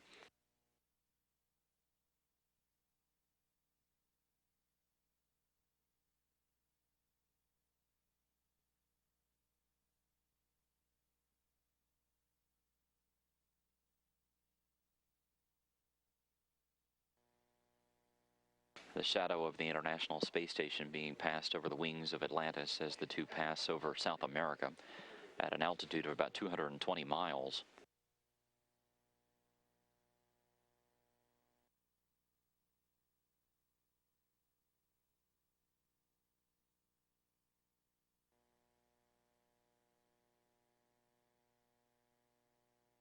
All right, station, we're going to start the RPM. Ready, mark. Copy, RPM start, mark.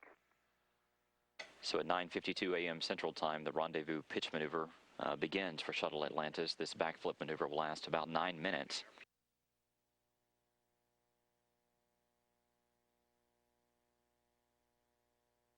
During this time, Nicole Stott and Jeff Williams, the two flight engineers for Expedition 21, will be inside the Zvezda service module,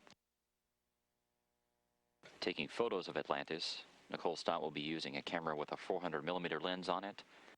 Jeff Williams will be using a higher powered camera with an 800mm lens on it. That 400mm lens can see resolutions of up to 3 inches. The 800mm lens can see resolutions of up to 1 inch. This will give the teams here in Houston good data and analysis of Atlantis' heat shield to make sure that the shuttle is faring well and is ready to go for the re-entry at the end of this mission.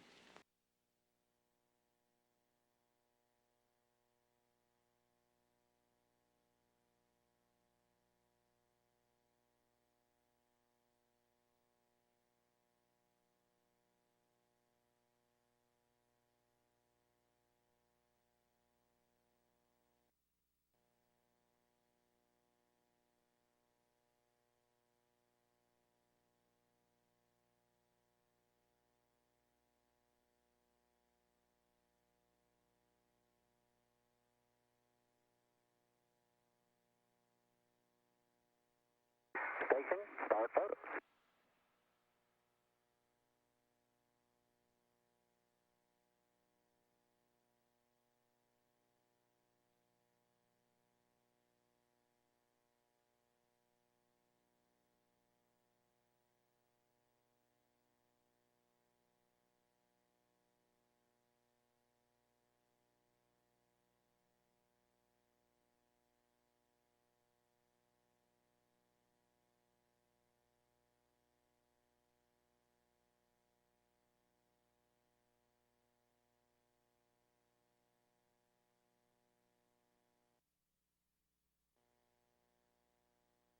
Jeff Williams and Nicole Stott continuing to take their pictures. There will be several hundred pictures downlinked to the ground here in Houston beginning today, so that the teams here can combine this imagery with the video and the data they received yesterday using the orbiter boom sensor system to get a good picture, both literally and figuratively, of the state of Atlantis' heat shield to make sure that the shuttle is in good shape and ready to go for the rest of the mission.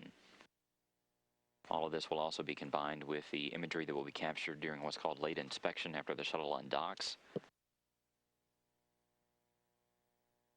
But so far, Atlantis appears to be in very good shape. The 3 main engines and the 2 OMS pods coming into view now.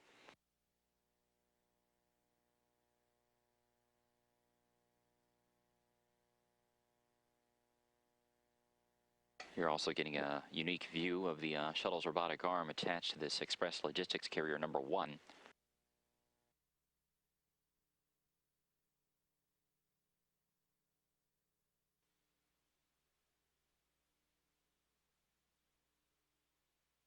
Atlantis station on the big loop.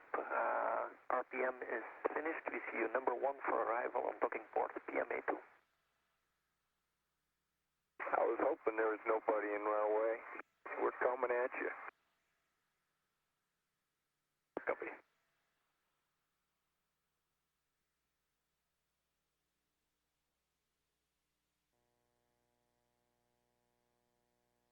Commander Hobart continuing to steer Atlantis closer toward the International Space Station. You also see Randy Brasnick there on the right part of your screen using a laser rangefinder. They are aiming that toward the station to confirm their distance as they continue to close in on the orbiting complex. Here inside Mission Control, both the station team and the shuttle team have both done their polls. Both are go for the docking. They will give the crew the go-ahead here shortly once they reach the 310 feet mark away from the International Space Station.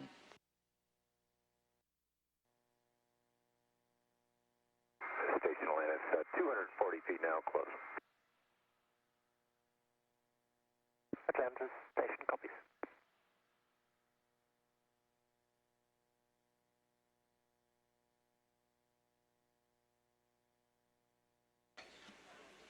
Atlantis now 237 feet away from the International Space Station. The team here in Houston beginning to fine-tune its expectation of exactly when the docking will take place. It is scheduled for 10:53. It may be a couple minutes later than that based on the orbital dynamics and the results of all these maneuvers that Atlantis has been performing.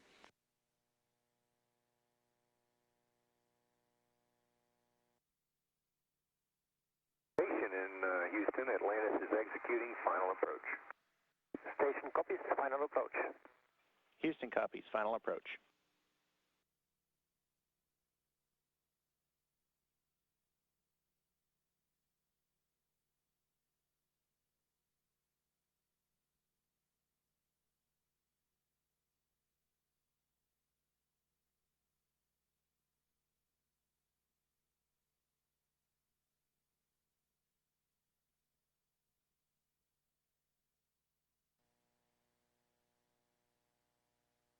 Station Houston, Atlantis, capture confirmed. 51, just Docking confirmed at 10:51 a.m. Central Time. Atlantis has arrived at the International Space Station. The two spacecraft traveling at an altitude of 220 miles between Australia and Tasmania.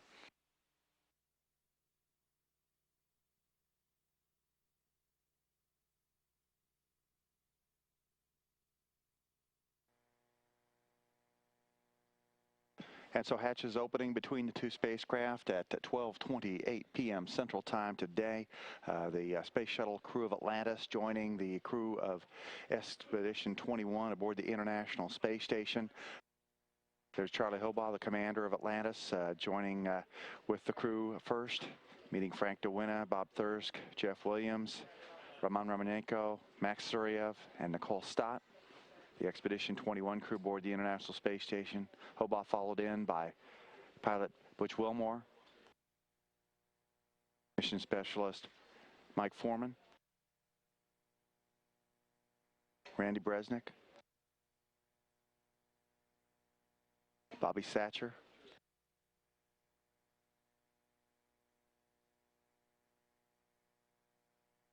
Leland Melvin,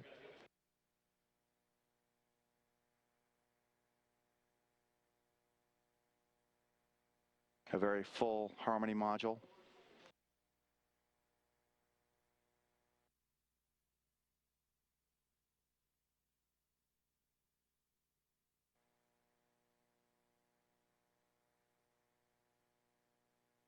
And so the 12 humans aboard the International Space Station now gathered in the Harmony module for welcoming ceremonies.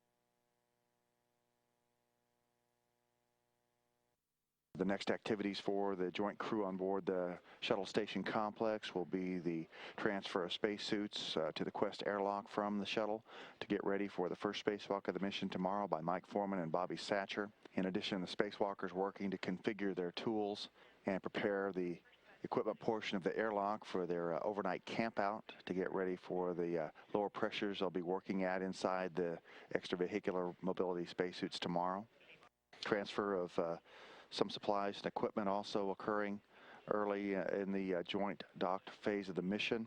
Among those, some butterfly larvae of the painted lady butterflies. It's part of an experiment associated with the National Space Biomedical Research Institute.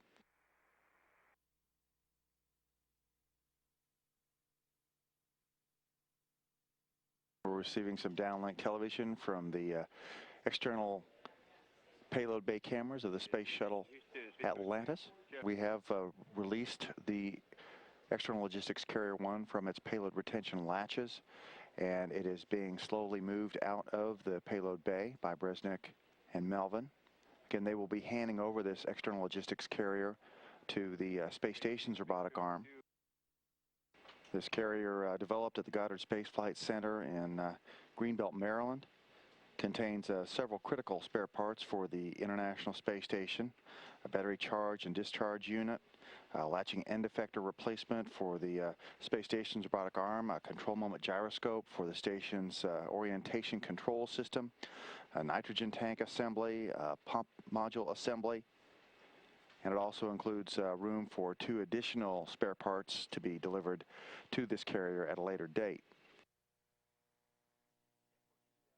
Shuttle crew members releasing Express Logistics Carrier 1 from its payload retention latches in the payload bay at 1:30 p.m. Central today, lifting it up into the first hover position at 1:52 p.m., following that at 2:04 p.m. with a movement to the intermediate position.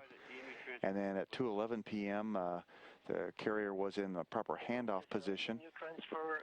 And at 2:13 p.m., Atlantis crew gave the space station crew a go for grapple with the space station's robotic arm. That grapple took place at 2:25 p.m. Central Time. At 2:27 p.m., the station crew gave the shuttle crew the go to ungrapple the cargo carrier. And at 2:32 p.m. Central Time, the shuttle's robotic arm released the cargo carrying platform over the coast of Mexico and the Pacific Ocean. Station crew piloting the robotic arm, Jeff Williams, and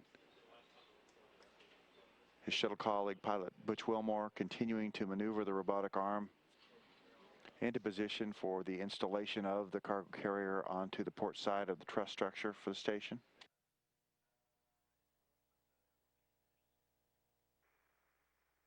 Atlantis for HD downlink. Go ahead, Butch, for HD downlink.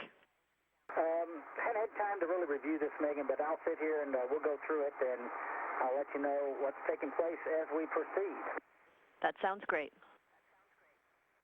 Getting ready for the day. Big day, of course. A lot of rendezvous burns, rendezvous, ELC on berth and install, UMU prep, a lot of activities.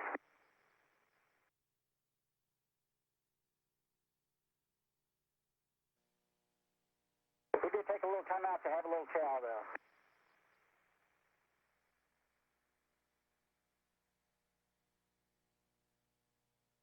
And you got a little bit of time as well to get a little email work done.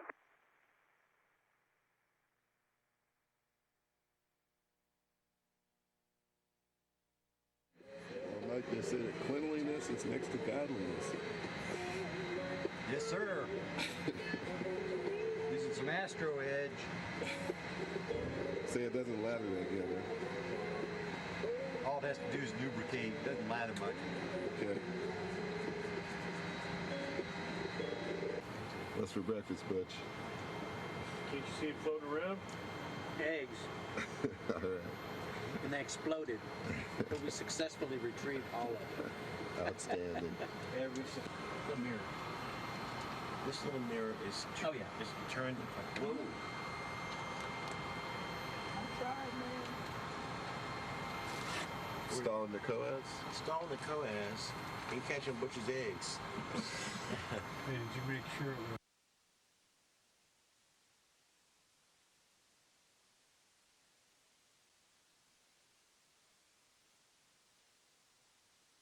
Set up with all our monitors for rendezvous, getting prepped.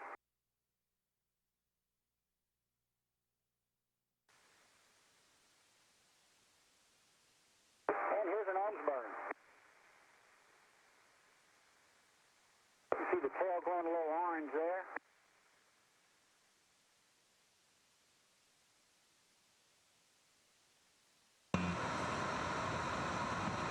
More footage of the bird. How red the tail is. How many seconds? There we go.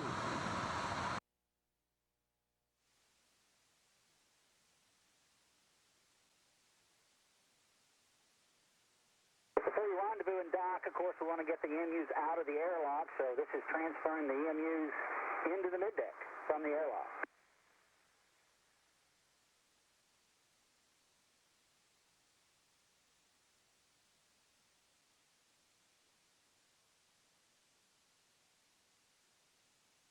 The station's starting to get closer. A couple more burns.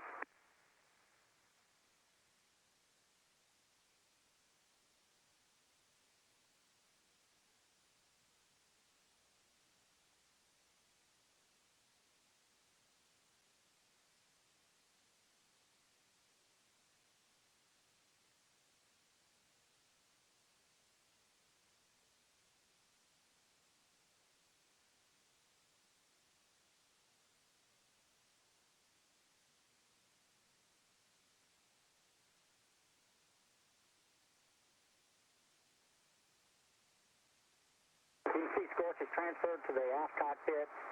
I'm in the front, and we're getting closer. We're about the MC2 time frame here.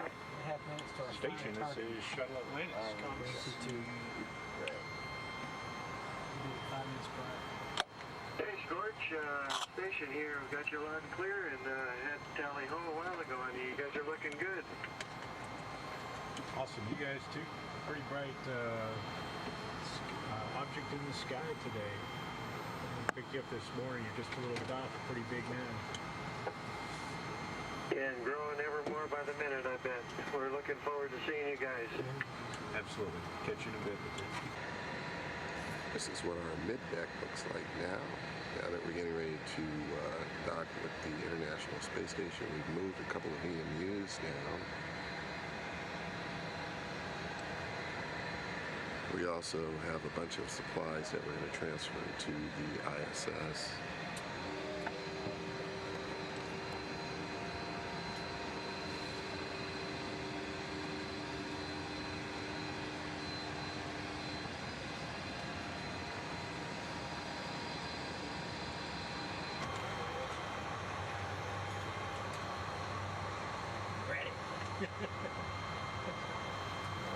There's the video proof of my long-range shot. I don't know what's the difference between a floor ray and a radiator. Yeah, I think you're right. It'd be in between them. Station for the minus 3 burn or 8,000.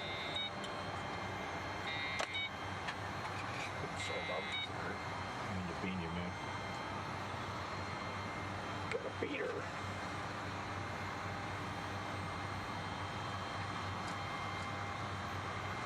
And Scorch, we copy all. Back to your phone. Alright, now we go. That's the door there. Range 3,000. I have a parking here. TCS is good. Do we have the Hissel by the standby already? Oh, yeah. It's in the locker. Nice. We may need that for the robotics option. Really?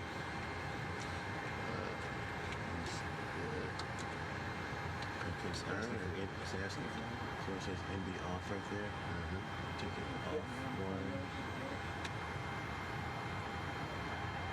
Another.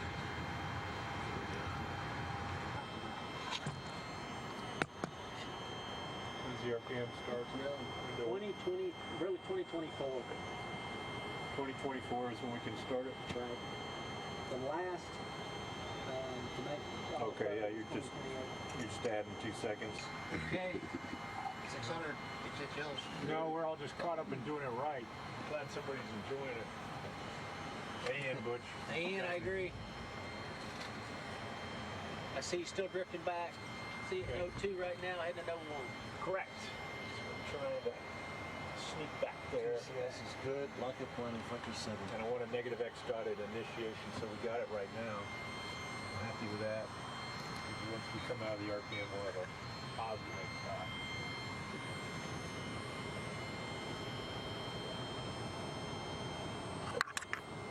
baby left coming.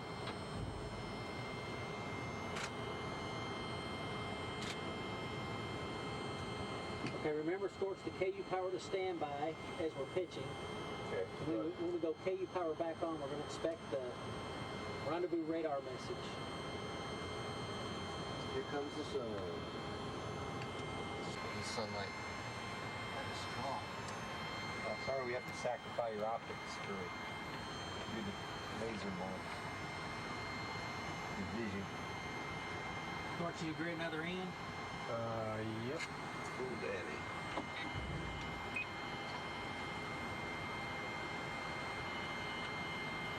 Probably another. Thank you, Sir Mavener. Give me the time, Butch, right now. No, tell me when we're at 7 minutes. I'll start my own. Okay.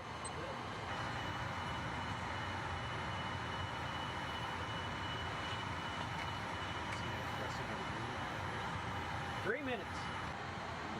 Good catch. Oh, physics. 102. I got a 2 minutes. 2 minutes and a couple seconds. Is that it for the end score? Yeah, go ahead. Okay, Scorch. So let's just coast for a second.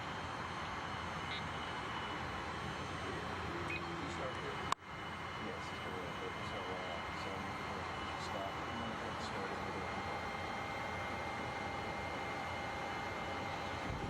It's out of a minute. That was man. That's good. All right, so we're going to do the 600-foot in net, 0.2 to 0.3, as you already said. We got a negative X dot. I believe we are close enough to node 2. It's really hard to see. Node 1, you're on the very leading edge of the lab. It's a little after you're going out, so that should work out. Yeah, I don't believe. Can you see it on there? Yeah, right there's node 1. Hey, Megan, what's the terminate time on this CWC fill? Zero then limits. You can see it in that view. We're free drift. Free drift. 15 plus 270. I'm watching it. I see 270. Okay, item 19 is coming. Item 19. See it?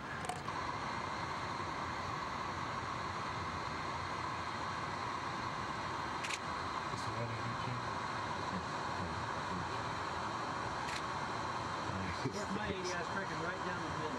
No y'all.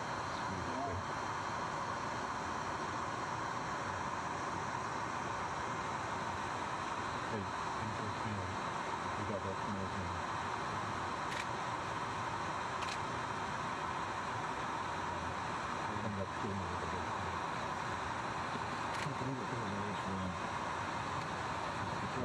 Yeah, it's going to think you want. Okay, can you look at that?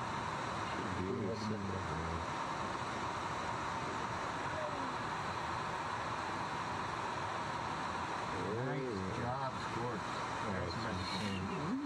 Look at that. Looky here, looky here. Beautiful. 15 more degrees, Scorch. I agree.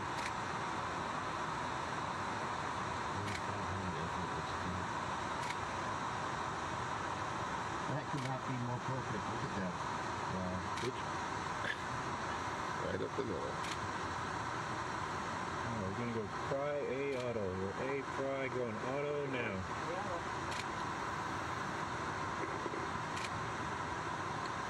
All right, Butch, 60, we're going to go KU to on, and we'll get that message, eh?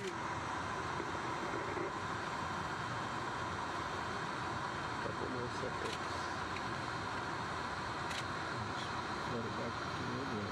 .11, .11. Okay. I'll give you TCS. Check NOLO Z. NOLO Z. That's a speed brake light, Mike. 9 mark. Got PCT on? PCT's on. It is. .1, .1, 1. 8 mark. .1, .11. Looks good out the window. I like what I'm seeing here. 7 mark. Wow, it's when they come together. Wow, switching sides. 6 mark. .11.1.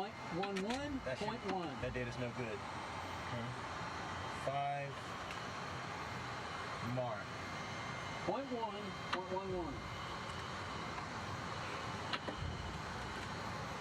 4 Getting there, Lee. mark. .11.1.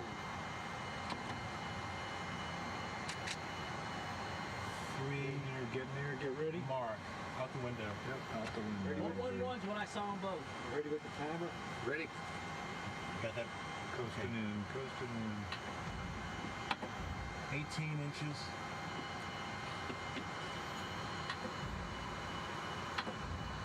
9 inches. Ready? 2 inches. Fire. It's the initial contact. We got captured. Capture. Station Houston, Atlantis, capture confirmed. No free drift yet. Still steady light. We're free drift. And Atlantis Flashing lights. We'll see free drift on them too. Good job. Good job. Good job. Good job, guys. Good job, man. Nice. Good job. Nice. Nicely done. Flight controller power's off. It's off. Ready, comrade? Deep brake throttle is off. TCS or PCT is disarmed, right? Yes, it is. Alright, y'all show, man. Good. Oh, not as good as you. Alright, we'll get these things. Frank, how you doing? Nicole! There's a crazy chick.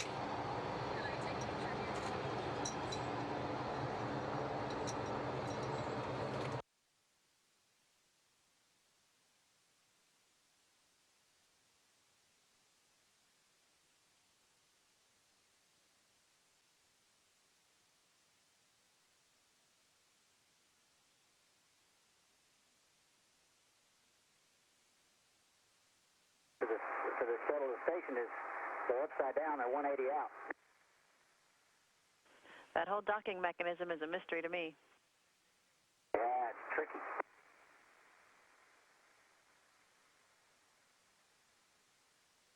Okay, well, thanks for sharing that with us. It was sure exciting to see all of that today and the final moments of rendezvous in particular. It felt like we were right on board with you, so we appreciate you sending that down. You bet. Well, again, we'll try to do a little bit better tomorrow. We're learning as we go.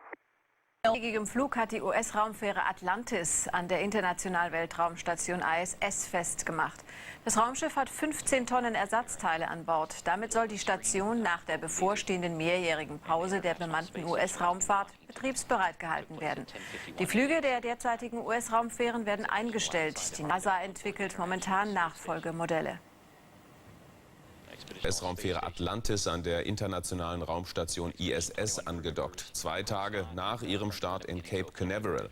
Die Astronauten haben rund 14 Tonnen Ersatzteile dabei, darunter Tanks, Pumpen und anderes Großgerät. In den kommenden Tagen sind an der Raumstation mehrere Außeneinsätze geplant.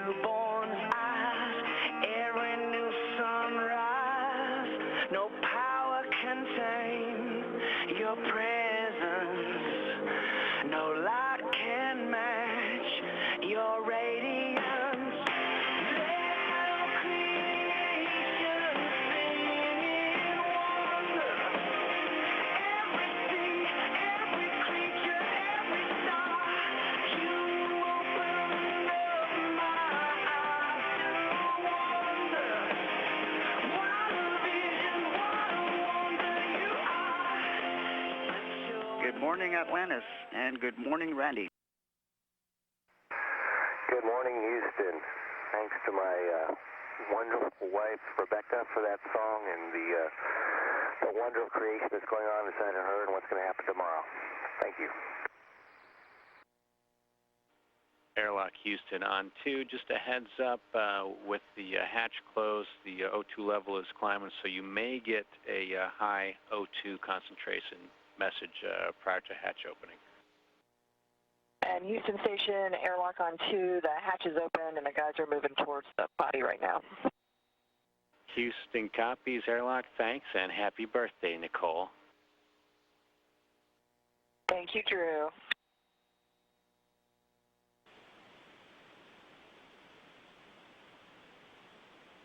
This is Mission Control Houston. You're looking live inside the Quest airlock on board the International Space Station as preparations are underway to kick off today's spacewalk a little after 8 a.m. Central Time. For both suits, your go to continue with step 14. Okay, copy, continuing, thanks. STS-129 mission specialist Nicole Stott is in there helping out Mike Foreman and Bobby Satcher as they get ready to go. Foreman today will be wearing the suit that has the solid red stripe on the legs. Bobby Satcher will be wearing the all-white suit.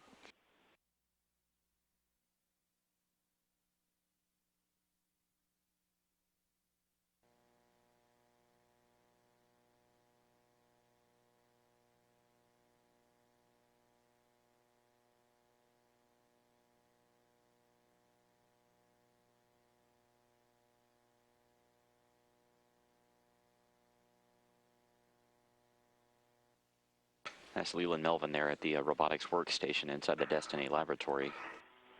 He's going to be doing some of that work today as Bobby Satcher and Mike Foreman get ready to go here in just a few minutes. The first task up for Satcher will be setting up the station's robotic arm on the outside, getting a foot restraint ready to go. So Melvin will be watching over that activity with him.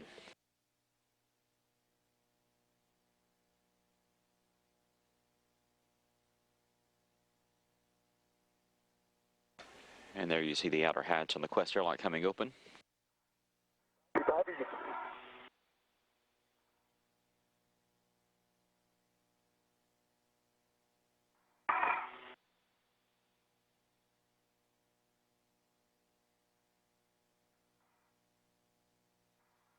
Okay, it's open and stowed.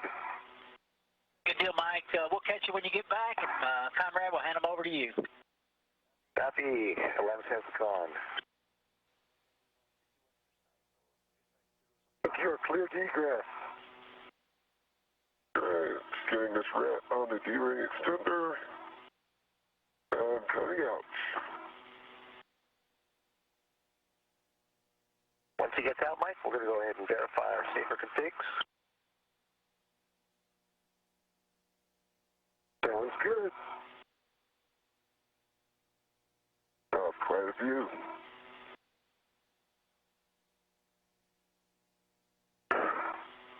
Gentlemen are coming out just over the west coast of Central South America. Beautiful.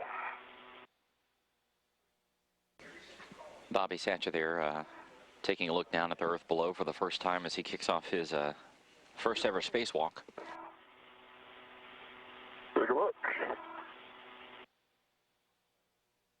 Mike Foreman now on his fourth after the 3 that he conducted on STS-123.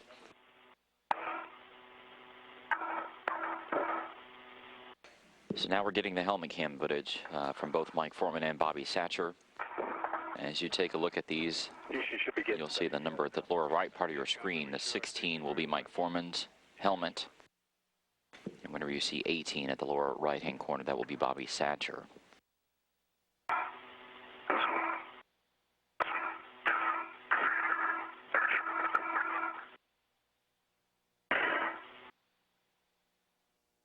I'm at the APFR in the settings. I'm going to be looking for a Papa Foxtrot 6. That is exactly it. Your clocking will be 12 when you get there.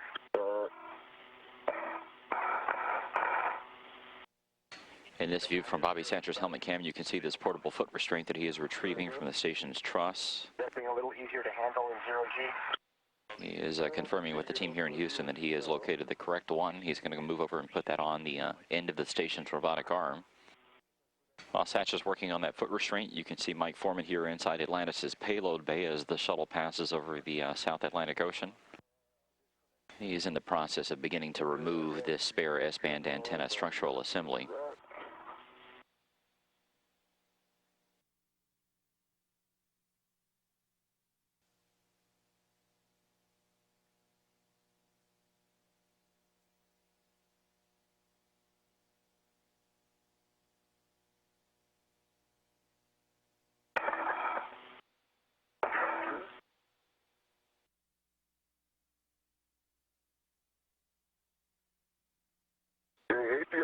nodes installed, clocking at 12. Good tech test, black on black. Good call, Bobby. And settings, rechecking out soon. Papa Fox 6.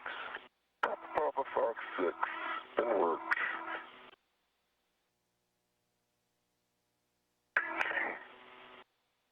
Mike Foreman is continuing to remove these bolts from this S-band antenna structural assembly, or SASA. Complete. Excellent work, Mike. You're going to remove the ERAD and put the 2-inch onto the PCT itself. In work.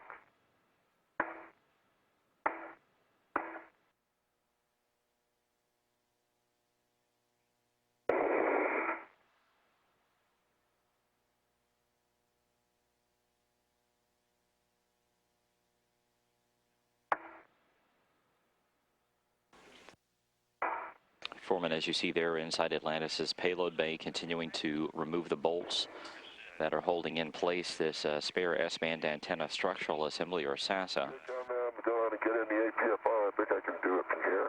Roger that. Just put your waist tether on the APFR boot plate on your way in, please. That's done.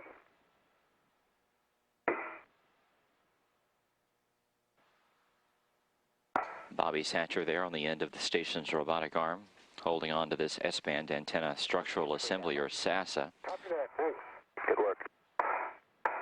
He is on his way over to the Z1 truss. Before you leave payload bay here, we'll take a tour inventory. As he's riding on this arm down below him at an altitude of 220 miles is Australia. Coils, got 2 AIAs, ingress aids. I got 2 caps. Hey, it looks good.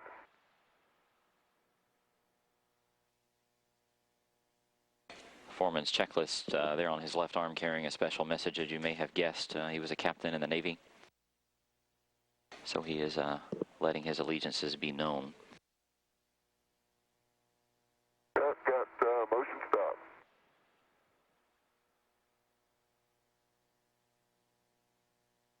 Okay, Bobby, motion stop. Bobby Satcher there continuing to be moved along on the station's robotic arm. He is way out there as the station continues its pass over Australia. It's about to swing around and cross the South Pacific Ocean and then head up over the equator.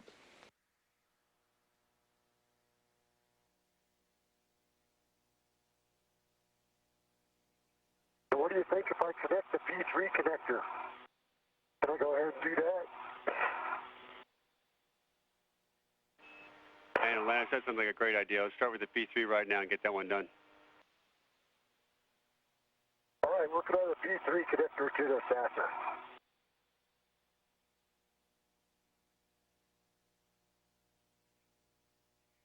Hey, P3 is faded. Copy, Mike. It has good pins and good fog, or no fog, good band. Thanks for that call. Okay, Bobby, we're ready to proceed towards your head. Ready to go. Good motion. Copy, good motion. And how far? Keep it coming. Continuing. 3, 2, 1. Good, that's good there. Motion.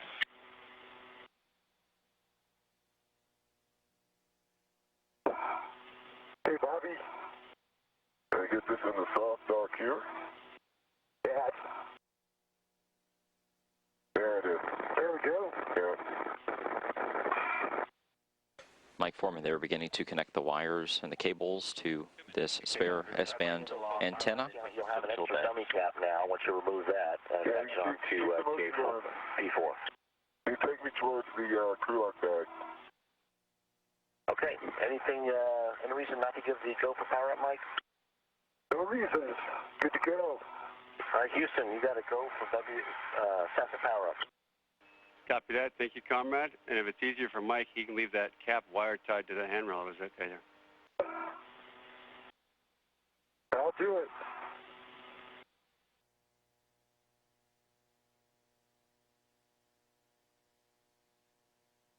Zero GMD, you are the highest man off planet right now.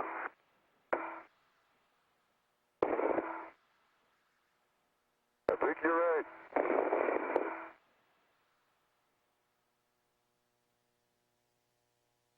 Bobby Satcher there getting a one-of-a-kind view of Shuttle Atlantis and the International Space Station as the two pass over the North Atlantic Ocean.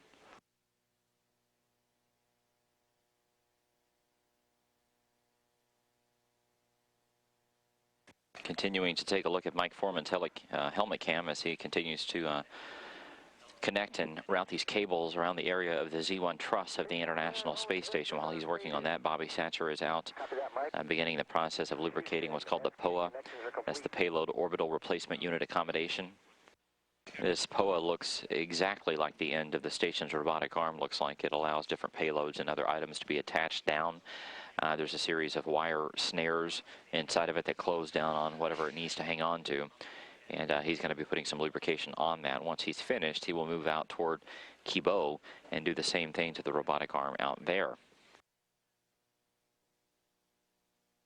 Hey, Bobby and Mike, you guys are doing a great job. Keep up the great work. Thanks, Leland. Thanks, Leland. Okay, Conrad, it's done on 6039. Welcome to the 1,000 Wire Tie Club, Mike. Nice work. Thank you.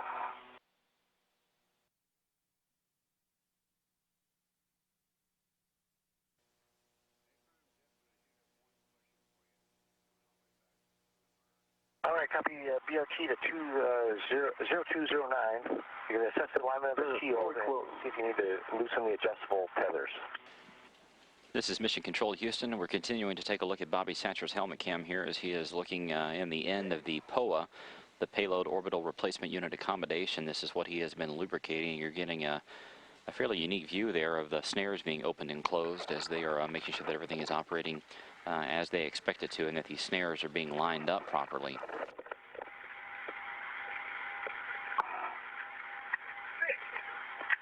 I tell you, your line is pretty good, Conrad. Okay, snares fully open. All the snares are in the grooves.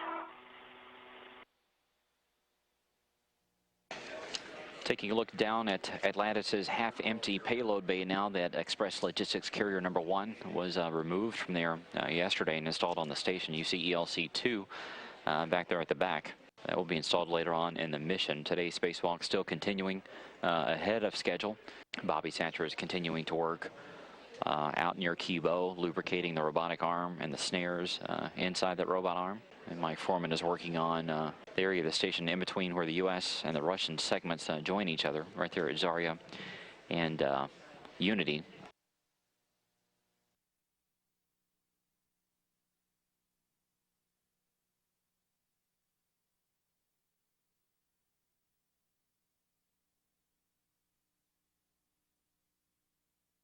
Okay, so I got 2 o'clock inner. Both of those bearings had good mobility, same as the others. Get the snare back in the groove.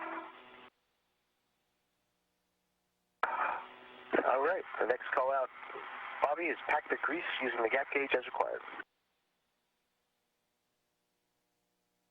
Okay, the grease looks good.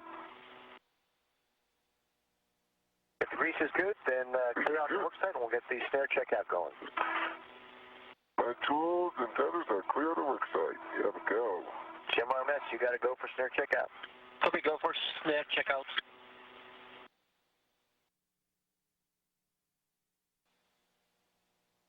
And Dr. Satcher, our friends from JAXA would just like to say, domo arigato gozaimasu. My pleasure.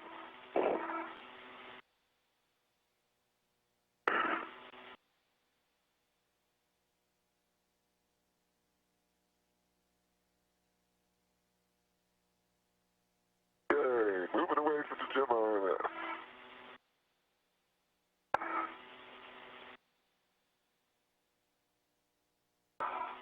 Okay, now you're going to go ahead to ret to the wire tie that's on the 2125 booty that's on the P181 connector. Mike Foreman's going to get started on this S0 cable connector now while Bobby Satcher gets off of the station's robotic arm. Wire tie in the trash bag.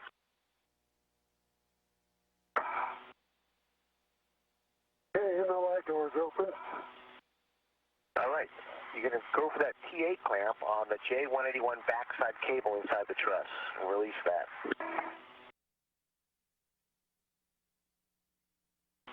Okay, that's released. All right, Mike, now you're going to demate the backside of J181 connector from the A145 panel. Demated. Check for good pins, EMI band, and no fog. Good pins, Wheeling. EMI band, no fog. Thank you, Mike. Now you're going to mate that backside J181 connector to the connector adapter. Okay, complete, comrade. Excellent, Mike. So good news for Mike Foreman as he successfully attaches this adapter that will hopefully connect these two cables together.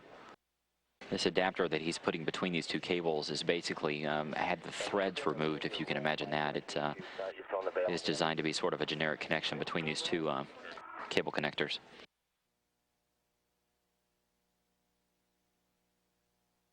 Okay, bail thrown. Captain Mike Foreman, U.S. Navy retired. He's made a lot of people very happy. Great job, guys. Thanks. Awesome. Mike Foreman there successfully completing the connection of these two cables on the S0 connector panel. Put that over the connectors and the adapter. Make sure all metallic surfaces are covered by connector insulating sleeve. So now he's going to make sure that everything is closed up as expected to put some insulator sleeves on these cables. This work that began on STS-128 with Chris Fugelsing and Danny Olivas now complete. All of these cables being set up and ready to go for the arrival of Tranquility on STS-130 early next year.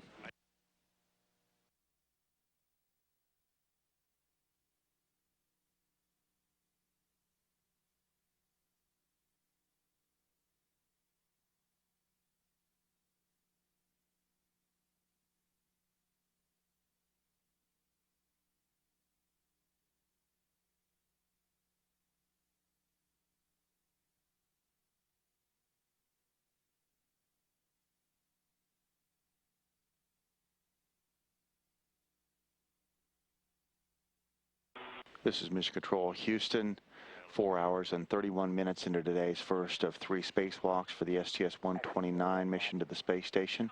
Go ahead and stay on. Spacewalkers Bobby Satcher and Mike Foreman moving hand over hand out over the starboard side of the International Space Station's truss structure to get ready for a get ahead task, which will be deployment of a payload attached system on the Earth-facing side of the truss structure.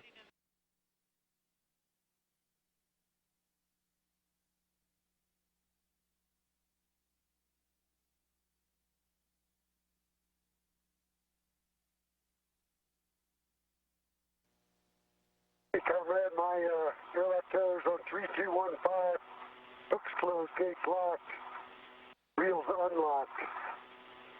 Excellent, Mike.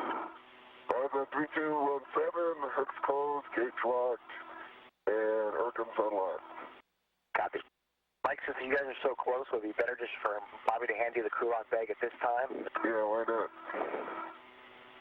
Sure. Ready for it. Got it out of it? Oh. Okay.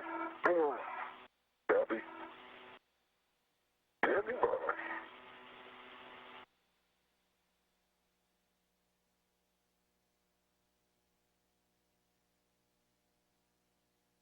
Okay, I got a red on it. I'll get mine.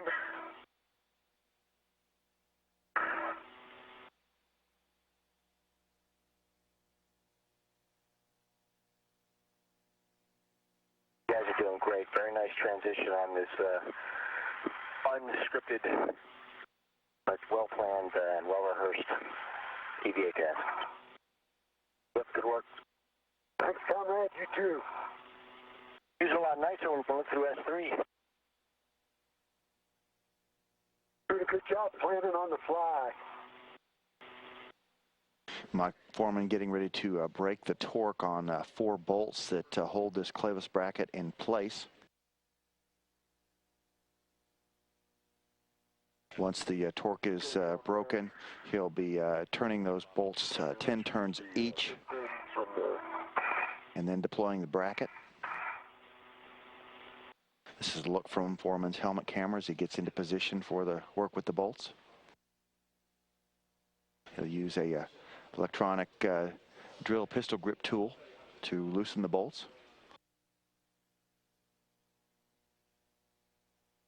I don't see it. Bobby, can you try actuating your power button on your 3VS? Here, Bobby. All right, next to each other, Mike's going to do it. Brilliant. There you go. Good.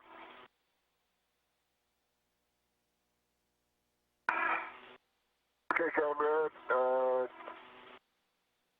Retrieve the tip pins next. All right, Bobby. The second ADP is on the inside of the structure. Inside the platform. That's already done. So. Okay.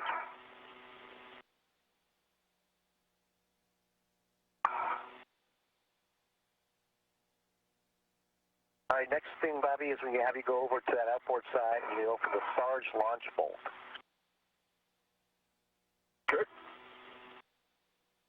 That's going to be This is the view from Bobby Satcher's helmet camera. As, Yep, so you should be able to do it by hand, 3 turns counterclockwise.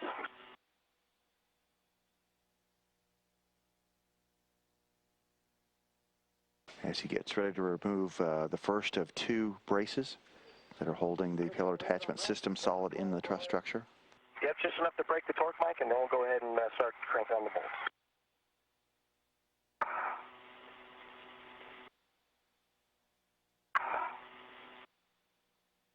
Station in Atlantis on the big loop, you now have the restriction on exercise. No exercise at this time.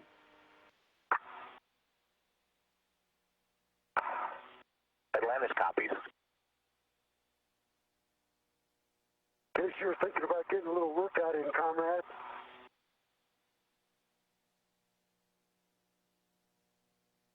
All I'm doing now is juggling a handheld mic and a bip move. Okay, the Sarge launch bolt is released. Do I get the Sarge brace next? Yes, sir. Bravo 6, counter 3. Okay, torque is broken on all 4.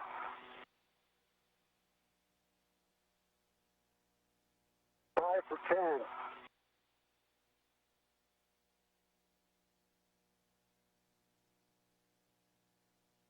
There's 10 on 1, going for 8 on 3. Perfect, Mike. 30.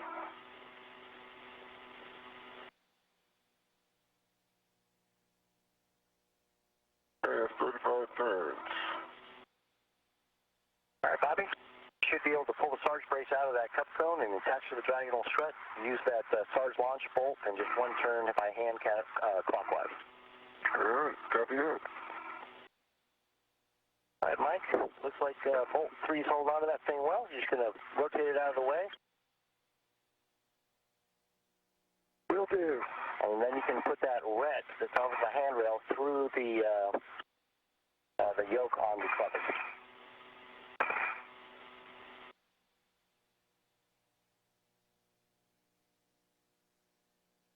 Continue to look through the view of Mike Foreman's helmet camera. Looking down on the helmet of Bobby Satcher, working on a separate portion of this task to deploy a payload attach system bracket. I think I'm going to turn the bolt 1 or 2 times more. Well, Bobby, you can see the cup cone is extended pretty far away from it. I agree. Maybe it just requires a little bit of... It's not extended on the back side. Can you reach it? Extended quite a bit on the... Can you tap it in a little bit? No, it's fine.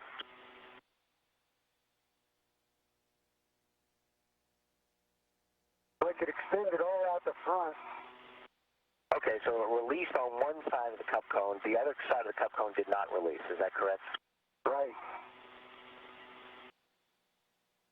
And would you guys want to have us tap with the hammer at all to see if it'll cut loose in the next 7 minutes, or just wait for the night pass? I think you start tapping now would be great. Okay, Mike, you use the plastic end of the hammer. Randy Bresnik giving Mike Foreman the go-ahead to use the plastic end of a hammer in their EVA toolkit to tap on this bolt to see if they can loosen it up. And you can also tap the brace and try to get that out if that looks like it's getting loose enough.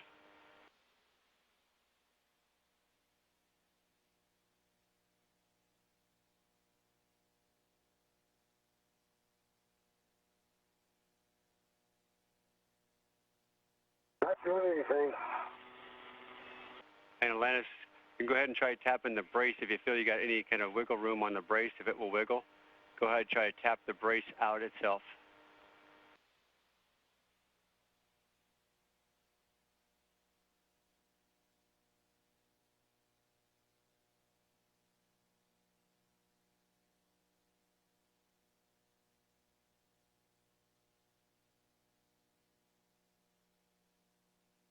Not doing anything.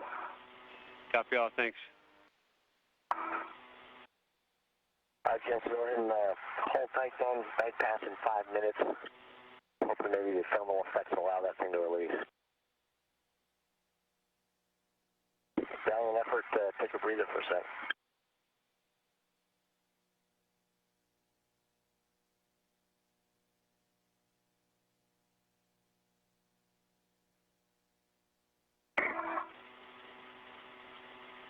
Getting close.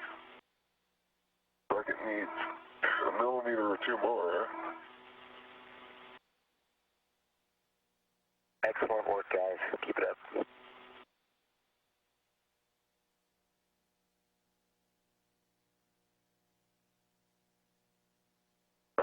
Freedom. Awesome. Great job, guys. Thanks. All right, Bobby, want to make sure that diagonal brace doesn't go 7 degrees outside of the truss, inside or outside. Let's get the 2-inch back on Mike's PGT. Do that. Go ahead and get tendon in the hand on the diagonal brace, Bobby.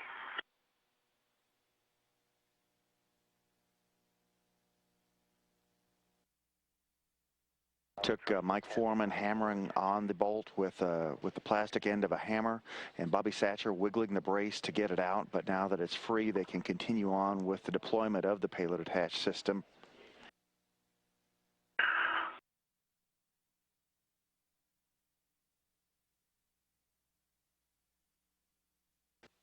Mike Foreman and Bobby Satcher with Foreman in the suit with the red stripes continuing their work to deploy a payload attached system on the S3 segment of the truss structure on the space station out near one of the large solar array assemblies.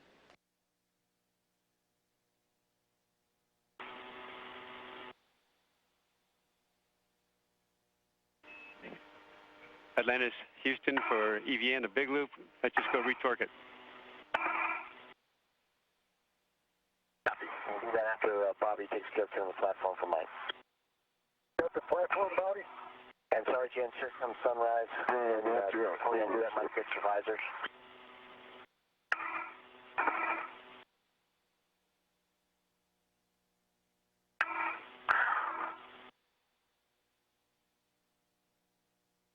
Hey, Bobby, let me know when you got the platform. Yeah, I was pleased with that. Say again? I had a little problem getting my PGT in. Okay, I got the platform.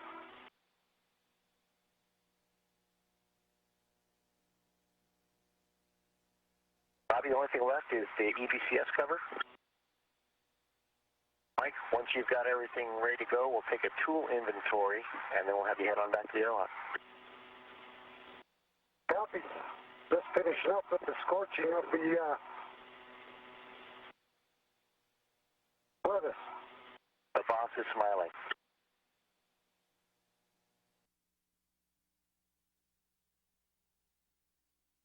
All right, gents, not over until we repress. Just to have a nice close drive back to the airlock. You did awesome work today. You guys get the official MacGyver Award for all your work on that task today. That was huge. Thanks, comrade. Couldn't have done it without you. Yeah, thanks, comrade. It's great. Thanks for the help on the ground, Swanee. You, Bud, and everybody down here says great job, too. Hey, Mike and Bobby, this is Scorch. You guys did a great job together with the robotics team, comrade leading the pack here. Outstanding. Like you said, keep your guard up till we get you inside, and then we'll get you something to eat and let you relax. Go, boss. This is Mission Control Houston after a final tool inventory and cleanup of the work site for that get-ahead task to deploy a payload attachment system on the starboard side of the truss structure to make it ready for the arrival of future payload. The spacewalkers Mike Foreman and Bobby Satcher now headed back hand over hand to the Quest airlock module as they are about to conclude this first of 3 planned spacewalks on the mission.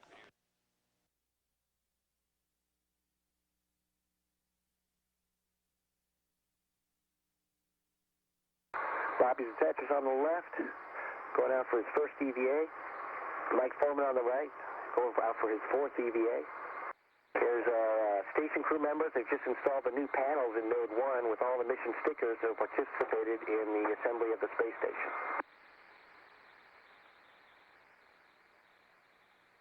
Mike and Bobby getting ready to do their EMU purge. Here's a little fly-through of what the station looks like at this point.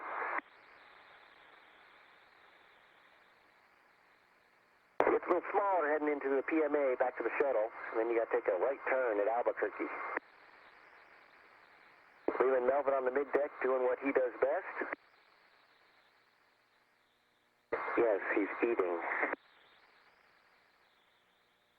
Little view of nighttime as we see it over the ground, and as daytime comes up on the other side. Here's a picture of Mike Foreman coming up to the starboard TSA. Early on in the EVA, he's getting ready to do the bolts that will release the SASA antenna and allow them to install on Z1 later on. And while Bobby and Mike were working hard outside, I was slacking off inside, just playing with cameras and keeping track of things. And trying to send you guys some good pictures. There's Mike with his message from Go Navy, Beat Army.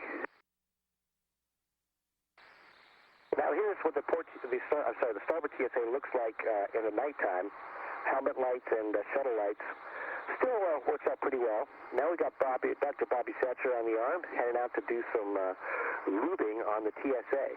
Out there against the darkness of space, alone and unafraid. Here he is taking a picture of us as we're shooting him.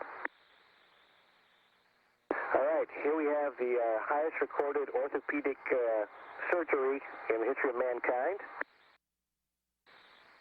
And here's our 2 eminent robotic studs working the robotic arm aboard station, flying Bobby and moving him around to his different work sites. From the deck side, you can see the myriad of displays and controls that they have for the space station arm to control that beast.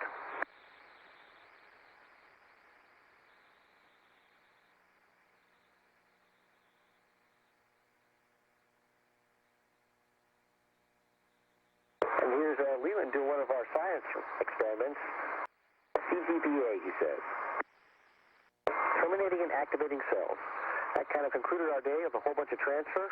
We thank you for your attention. Atlantis haben einen ersten Außeneinsatz an der Internationalen Raumstation ISS erfolgreich abgeschlossen. Die beiden Männer installierten in 6,5 Stunden unter anderem eine Ersatzantenne und schmierten Roboterarme. Mit ihrer Arbeit in der Schwerelosigkeit kamen sie so gut zurecht, dass sie andere Aufgaben bereits vorziehen konnten. Am Montag waren sie mit der Raumfähre in Richtung ISS gestartet.